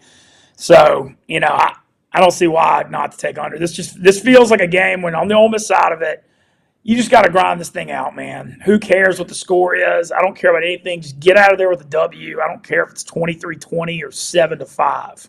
Just got to win this game. It's a tough on the road SEC game. You saw Tennessee lost there 19-14. Arkansas all year, I was down on them going into the year, but they fought, other than the LSU game, they fought every week. They play hard. I was there for the LSU game. They fought in that game. They didn't play particularly well, but they were only down 16-10 late in the third when it got away from them. I mean, that I'm not saying the score was misleading, but it kind of was misleading. I mean, I guess I am saying the score was misleading. That game was not for the better part of 40 minutes, that was a pretty even game. Even though LSU was outplaying Arkansas, they weren't putting them away. They put them away with a turnover. That's Arkansas's. I think it's the key. The key number in the game is turnovers. I mean, it's not a whatever. But I realize that's not earth shattering. But tell me how many turnovers each team has, and I'll probably have a pretty good feel for what happens when Arkansas turns it over, which is usual. They turn it over a lot. When they turn it over, they get in trouble. If they have a clean game, kind of like they did against Tennessee, they're pretty good. I mean, they're not great. Don't get me wrong, but they don't. It's not like they have some glaring weakness across on their team. I mean, the quarterback's good, not great. They have some good receivers, a couple of good tight ends. I think Haas is a good player. They're okay up front. Got a couple of guys who can run the ball, even if Jackson is out. Landon Jackson's a really good defensive end. The rest of the defensive line's okay. I think their linebackers have overachieved. Their secondary's kind of mid, but they get a lot out of it. Some guys have made plays. Kicker's okay. The punter's okay. And they're okay. They're an okay team. It's a game Ole Miss should win. But I've said this 8 million times this week. I do think it's huge. I think the psychology of this game is fascinating because it favors Arkansas the longer the game goes. Ole Miss has everything to lose. Everything to lose. It's a disaster if they lose. It's over. Dreams gone. Dreams dashed. A quarter of the season left. You'll have guys going, why am I doing this? It's going to get ugly. It just is. If they lose Saturday in Fayetteville, it's going to start getting ugly. Arkansas, meanwhile, they have an open date next week. They'll get up for Texas. They still have Louisiana Tech on the schedule. They're not trying to make the playoff. That's not part of their deal right now. The Missouri game for them at the end of the year looks more winnable today than it did a couple of weeks ago. This is just a football game for them. It's a free shot for them, and it is the weight of the world on Ole Miss. I don't think that matters until you get to about the fourth quarter, at which point I'm like, whoa, this might matter. This series is so weird, too. It always is. You just see the craziest stuff in these games. I mean, obviously, I'm not trying to bring up, I'm not even going to bring up 2015, but Ole Miss did win that crazy shootout a few years ago that was like 53-52. Last year, Ole Miss was like a 17-point favorite, and it was Arkansas was leading late in the third, and Ole Miss ended up winning by 7. Arkansas actually led 11 and a half, 12 minutes to go in the game in Oxford. Yeah, this one I don't know. Like I said, I'm not taking Ole Miss minus 7. So no way. That stuff matters. That stuff from I think when I look at game, and this is an argument I get in with people all the time. I know it's different players and all that stuff, but man, I don't know. I feel like history and trends do matter, and I think it mattered in Baton Rouge, and I think it matters in Fayetteville. Yeah. And like I said, Ole Miss defense comes out with a really good effort because the run defense is really good, and Arkansas likes to run the ball. So I think that's a good matchup for Ole Miss. And I think you just grind out a win. You take care of the ball. It's not going to be cold, but it's 70% chance of rain. Just get out of here with the win. I don't care. I don't care what you do. Barstool, we're coming to Oxford next weekend for the college football show for Ole Miss, Georgia. And it doesn't take a rocket scientist to know that, it would, for all of us as Ole Miss fans, let's just win this game. Just period. Don't care about anything else. I do really like that under, though, like a lot. I mean, I think we could have like a 23-20 kind of deal here. Yeah, I can see that. I've got 27-17 Ole Miss. So I've got Okay. I like your positive. Look at that, Neal, the beacon of positivity over here. I don't know. I mean, look, if the football gods dropped in here right now and said, hey, Arkansas wins, I'm not even a little surprised. I mean, there would be absolutely no shock. I've seen both teams in person. I think Ole Miss is a little better. Kind of across the board, a little better. I don't think there's a ton of separation in the league this year. I think Mississippi State's clearly the worst team, but they've been competitive in games. I think Georgia is clearly the best team, but we've already seen them, lose a game, seen them play a close game with Kentucky. Mississippi State stayed with them for a little while. I think Georgia was bored, but that's what happened. I just don't think there's a hell of a lot of separation. I think Ole Miss is somewhere around the 4th to 7th best team. And I think Arkansas is somewhere between the 8th and the 10th best team. And I think there's not a ton of difference. I think the difference is like a touchdown. That's kind of what I think about a score. If you told me Arkansas won, I'm not surprised because like I told you, I do think the psychology is big. And Arkansas can play loose, and Ole Miss can pretend to play loose, but they ain't loose. You know that. I know that. They're not. This is not a loose team. This is a tight team. They went into this playoffs or bust. They were right to be that way, but now that Kentucky game changed everything for Ole Miss. It changed everything for Ole Miss, and you see it now. And Ole Miss knows what's looming in a week. They know who's there. It's going to be incredibly difficult, but you can't stare at that mountain because you got to get over this hill. And Arkansas is capable of beating them. I'm not a big history person. As it pertains to sports, I'm not big on those trends. I don't think they matter. I know other people tell me they do, and people like you, and I respect you, and you're probably right, and I'm probably wrong. I didn't think the reason that Ole Miss lost in Baton Rouge, for example, had anything to do with the fact that they always lose there. I thought they lost in Baton Rouge because they had a key fumble, because LSU made an adjustment, figured something out. Ole Miss couldn't capitalize on some opportunities, and then it got away. I think that's what happened. I just think football happened. And I don't know that Arkansas can do the football things to Ole Miss that LSU did. But I'll tell you this, and then I'll stop. If Ole Miss has a first half against Arkansas like it did against Oklahoma, that thing's gonna get really tight in Fayetteville, because I do think Arkansas is better than Oklahoma, and if you let them hang around, I think they have the people who can make plays. Well, I think the good thing going in, though, like I said, I'm not trying to be all negative. Ole Miss's defensive line is awesome. Yep. And I think the run defense here can win this game for them. And I think that's going to be the key. And yeah, just like I said, man, I'm not saying Ole Miss is going to lose or anything like that. It's a tough spot on the road in the SEC. That's what it is. And just get out of there with the win. Yeah. And I'm going to be betting that on. And I'm definitely going to have some money on that under. That's what I got. All right. Some other big games at 11. We got Ohio State at Penn State. Ohio State's a 3.5-point favorite. The other one that's kind of interesting is Duke at Miami. Duke has hung in there. They're getting 21 points in Coral Gables. I will start. Which one do you want first? Up to you. All right. Look, this is another thing. I'm a guy that believes in history in the past, and until James Franklin beats Ohio State, I got to see it to believe it, my man. I mean, he beat them on that blocked field goal return for a touchdown in like 2016. But until Penn State gets over this hump, I got to see it to believe it. Drew Aller's also a game-time decision, hurt his knee before half against Wisconsin. The backup could move a little better and looked okay in the second half. I think you're going to see a big Ohio State effort here, too. I know they had a bad one at home against Nebraska and pulled it out, but I still think they're a really, really good football team. Will Howard's also a Pennsylvania guy, and Penn State did not recruit him, so this game's extremely personal. And I'm going with Ohio State here. I just hope I can get it. I'm hoping I can get it at 3, not 3.5 at some point, because obviously that's a key number, and the over-under is only like 45. So if I can get Ohio State down to 3, I'm taking it. And then what about Duke? Any chance Duke covers that 21? Yeah, I like that it's an 11 a.m. game. Those 11 a.m. games in Miami, everybody was sold out for Florida State last week. That's a big rivalry game. Everybody was there at the U. Now you got an 11 a.m. sleepy game that maybe you're going through the motions a little bit. I could see them sleepwalking here early. And if they do that, I think Duke will hang in and fight. Diaz, they're well coached. Duke should have beat SMU last week. I mean, freaking had a 28-yard field goal to win. I remember I told you that was the game, one of the games I was looking at last week. So yeah, I could see taking Duke plus 21.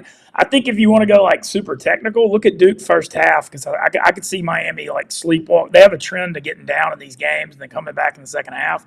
So I actually think like Duke money line first half or Duke in the first half points makes more sense in the game here, in my opinion. All right, skipping around a little bit, just to some games that catch my eye. When we get done, you can tell me if I missed some that you love. Why is Vanderbilt a 7-point dog at Auburn? This is what's going on there is it's a power ranking thing. I think as Vegas doesn't have a big power ranking on them. I mean, they were a double-digit underdog at Kentucky the week after they beat Bama. They were catching 19 at home against Texas last week. I think it's one of those spots where there's always a few teams that just don't get respect from the spreads every year. And like BYU was +3 at Central Florida last week. Like BYU's like that too. So, and also when you bring up Vandy Auburn, Diego Pavia beat Hugh Freeze twice already, I believe. New Mexico State beat Liberty 2 years ago in a big game, and then last year New Mexico State went to Auburn the week before Bama and beat them with Jerry Keel, who was coaching, who's on that staff now. So, I mean, it's kind of already happened a couple times here, and Vandy likes that underdog role. They've covered every game they've been an underdog. They've covered all year. So I like Vandy in the points, and I could see the money line. I like Vandy here. I do too. I love Vandy here. What's the money lines +200? I mean, I think Vandy beats Auburn. Maybe it's me cheering. Vandy's a really tough underdog, man. The way they run that veer and then they huddle and they shorten the games, and then they're just really hard to get off the field on. They get in a lot of 3rd and 4s and 3rd and 5s, and they're just really hard to get off the field. And they're better defensively than they're getting credit for. There's more to this than just Diego Pavia. I agree. Oklahoma laying 34.5 to Maine. That's just a lot of points, but Maine. I have nothing. Oregon giving 15 at Michigan. That's kind of an interesting spot just because you have the Michigan name, but Oregon clearly is head and shoulders better team than the Wolverines. Yeah, Oregon's got a really stout D-line, and Michigan can't really throw. So that's kind of that's tough because you need to be balanced against Oregon. This is one of those spots where I wish Oregon was -23 at home against Michigan, because they'd have no chance to compete out in Oregon at all. Like you saw what Oregon just did to Illinois last week. But it being at Michigan, like maybe they'll fight and hang in there, but I can't see Michigan pulling anything here. They're just too one-dimensional on offense. They can't throw. And Oregon's really got it rolling too. I mean, they are really they've the first couple weeks, Gabriel's getting his footing in the offense and stuff, but man, since that Ohio State win, they're killing everybody. I'm not, y'all know me. I'm not the guy that lays 15 on the road in conference games, so I won't be taking it, but I don't see Oregon having any problem here. All right, we got Georgia and Florida in Jacksonville. The Bulldogs, the last time we saw them, looked superb against Texas, especially on the defensive side of the ball. Florida's been playing better. DJ Lagway has looked good for them. It's a 16.5-point line, obviously with Georgia favored. Man, I don't think Georgia has any kind of a problem here. They're off a bye. They get up for Florida. It's a rivalry game. They got momentum off of Texas. I just think they're just way, way, way tougher at the line of scrimmage. But, I mean, damn, just laying 16.5. I mean, you can be right about this game in Florida backdoor coverage. Yep. Such a big number. So, I mean, I think Georgia wins. I'm not like I would lean Georgia with the spread, but it just being that number is a tough one to lay, because even with Georgia looking good against Texas, it was that defensive line that did it. Carson Beck hadn't looked all that great, and that's just a lot of points to lay. So I'm probably not playing it, but I do think Georgia doesn't. I don't see this as a spot they have any trouble either. There's a little part of me that thinks Georgia's about to turn into a damn juggernaut. There's that vibe is definitely in the air. Yeah.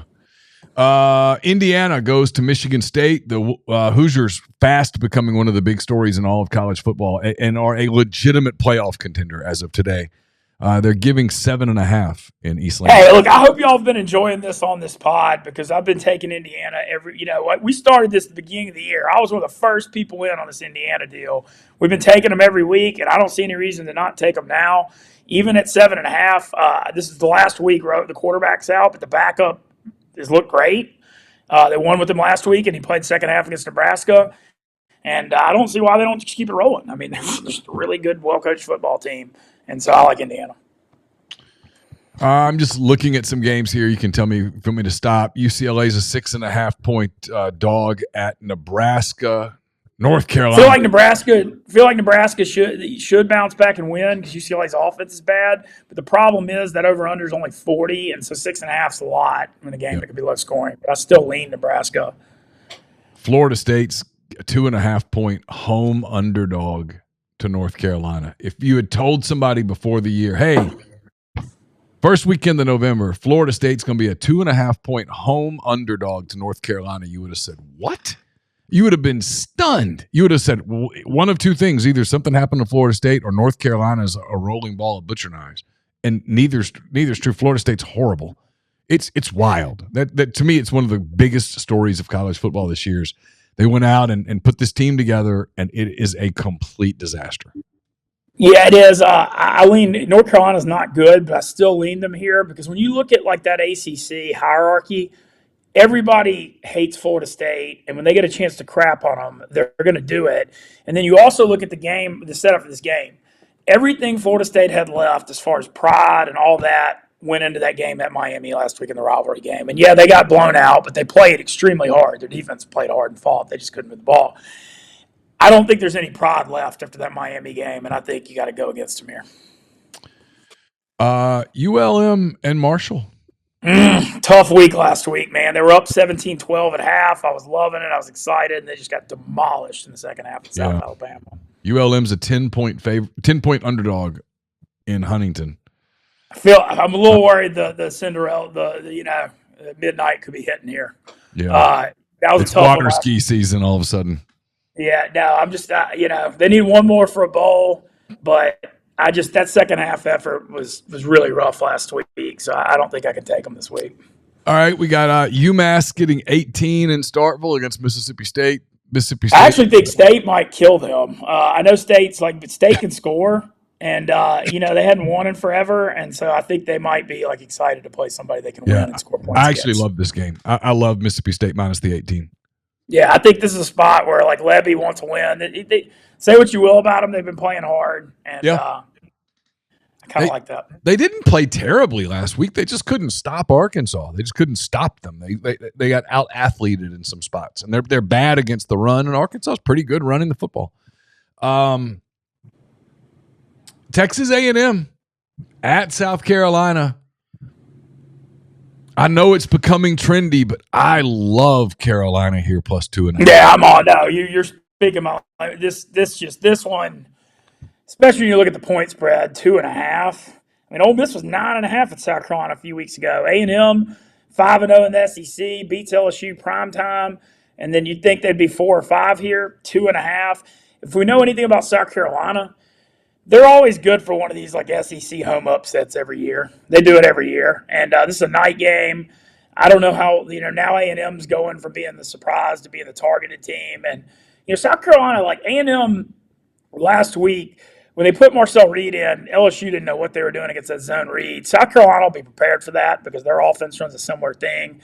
I think the Gamecocks pull this off. I really do. I think they win this game as well. Louisville getting 11 at Clemson. Any chance Louisville pulls off something here? I don't think so. Clemson's got a roll, and they're scoring a lot of points. And I watched, I had that Louisville got away with one at Boston College last week. They're down 20-0 and came back. And that quarterback, I watched a lot of that game because it was Friday night. That quarterback, Tyler Show, he looks scared out there. I mean, there was a 4th and 3, and he slid before the first down on a 4th and 3. And Jeff Brom was what is happening here?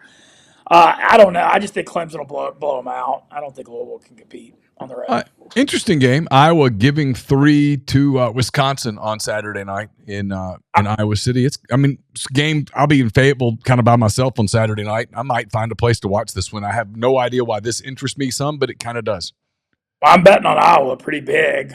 I like Iowa in the spot. Wisconsin's off that, real hyped up home game against Penn State. They were leading at the half. Really caught a break when Drew Aller got hurt. I thought they'd have a chance to win the game, but they threw a terrible pick six. The Mississippi State transfer threw a horrible pick six in the second half that flipped it. It's just that college is tough week to week. You come off a, super hyped up Saturday night, sold out crowd against Penn State. You have a bad second half, and now you got to travel to Iowa City to play Iowa the next week. It's a tough spot. Iowa's got a good running game this year too, so yeah. I'm on Iowa by 3.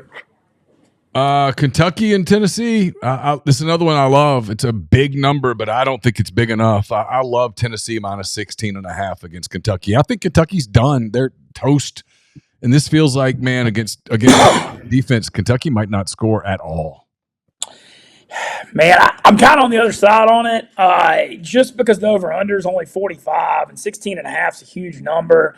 I also have said this. I wonder what you think of this, Neal. I think Tennessee and Ole Miss have really similar football teams this year with good defensive lines. They run it up against bad teams and score 50 or 60 against bad teams, but then the passing games have been kind of wonky against good teams. And I don't know. I feel like there's a lot of similarities, and I feel like Kentucky, this could be an ugly game. I think this could be an ugly game.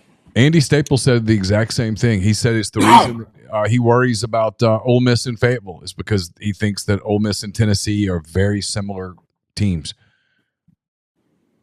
I kind of lean Kentucky in the points just because I think it's a low-scoring game, and that's a ton of points. Okay. I know Kentucky's struggling. I'm not saying they're playing well, but they also hate Tennessee, and they'll play hard. Pitt getting 7.5 at SMU. It's kind of a fun game here, Pitt and SMU. Super fun game. One of those that you'd see the matchup and not be into it, but a couple things here. I love the over. I mean, love it. This is one of my favorite plays of the week. It's 58.5. It should be 68. Pitt's been chunking it with Holstein all year from Zachary, Louisiana, old 5-star transfer from Bama. They've been scoring a ton of points all year except for the Calhoun game. SMU got away with one at Duke, but their offense has been good since they switched to Jennings the third week. Pitt doesn't have a good defense. This game's going up and down the field. I mean, I think it's a 41-35 game, something like that. So, I mean, I'm over 58.5, biggest play of this week in that game. Any other college games you like that I didn't touch? Couple. I think Syracuse +4 might upset Virginia Tech. 11 a.m. kickoff in the Carrier Dome. That's a weird place to play on the road. It's just a weird – that going to Syracuse is a weird deal because it's different in that dome. 11 a.m., that looks like an upset spot possibly for me. I think Memphis, UT San Antonio could be just a very, very high-scoring game, 61.5. I don't know if that feels like enough in that matchup. So I was looking at that over. I'm scrolling through them real quick. You said Indiana. Yeah, almost done. Yeah, I think that's pretty much most of what I got. But I'm slamming that over in Pitt SMU. I'm taking the under at Ole Miss, Arkansas. I like Iowa. Definitely some stuff on the board this week I like, but that's about what I got. All right, let's jump in the NFL. Week 9 in the NFL. It starts on Thursday night. Houston at the Jets. The Texans getting 1.5 points. I like the under 42 here. Now that Diggs is out and Nico Collins is out, the Texans are going to try to run the ball with Mixon. The Jets' run defense hadn't been good. Vegas has a crazy power ranking on the Jets. They're favored every week, even though they're 2-6. But I like under 42 here. It's going to be an ugly game. All right, Denver goes to Baltimore. The Broncos getting 9 in Baltimore. It's a weird one. Denver's 5-3, but they have 5 wins against teams that have a combined 12 wins. I mean, they're beating everybody they should that stinks, and God bless Sean Payton for doing that. I'm not saying that's not a good thing, but I still am not convinced they're actually good. And Baltimore's in a bounce back spot here off that Cleveland loss. So I kind of lean Baltimore, but that's a big number in NFL. Dolphins go to Buffalo. Dolphins getting 6 against the Bills. Buffalo's 6-2, and all 3 other teams in that division have 2 wins. This thing's already over. It's like week 9. I don't know. I lean Buffalo. They hate, them and Miami's a rivalry. They got a chance to just clinch the division. So I think they'll be motivated to try to do it. And there's some prop stuff in this game. Tyreek Hill never does good against Buffalo because they bracket him with a too high look. So you can bet Tyreek Hill under yards against Buffalo. It always wins. He hadn't had 80 yards against them in 6 games. And then that Miami running back, when Tua plays, gets at least 50 yards receiving every week. So his receiving overs are good if you want to get a little technical. Commanders and Giants in an NFC East game. The Commanders laying 3.5 on the road. I like Washington here. Obviously, they got momentum off that crazy Hail Mary. The Giants' run defense is terrible, and they're just going to give the ball to Brian Robinson a lot, and he's going to go off. And also, the Giants have no home field at all. Every home game this year they've stomped. So I like the Commanders. Bengals coming off a terrible loss. They're at home again against the Raiders. Cincinnati laying 7. I mean, 7's tough, but I think the Bengals are still professional at 3-5 and should win. Raiders, played backdoor covered against me in the KC game, but I don't know. I feel like Cincinnati should be fine here. I know it's been bad, but I still just think they're not a horrible football team. Interesting game here in Atlanta. Dallas goes to Mercedes-Benz to play the Falcons. The Cowboys getting 2 and a hook. I think this one's going to get kind of wild. That over-under is 52. It's high. Still kind of lean over. I think Dak's going to throw for a ton of yards, but Dallas's run defense is just horrible. Horrible. Every week, whoever plays them just gashes them. Bijan should go off. I don't have the feel on the line thing. Dallas is 3-4, though, and really, really needs this one. And Atlanta probably doesn't need it as bad because they kind of have a lock on the NFC South already, but whatever that's worth.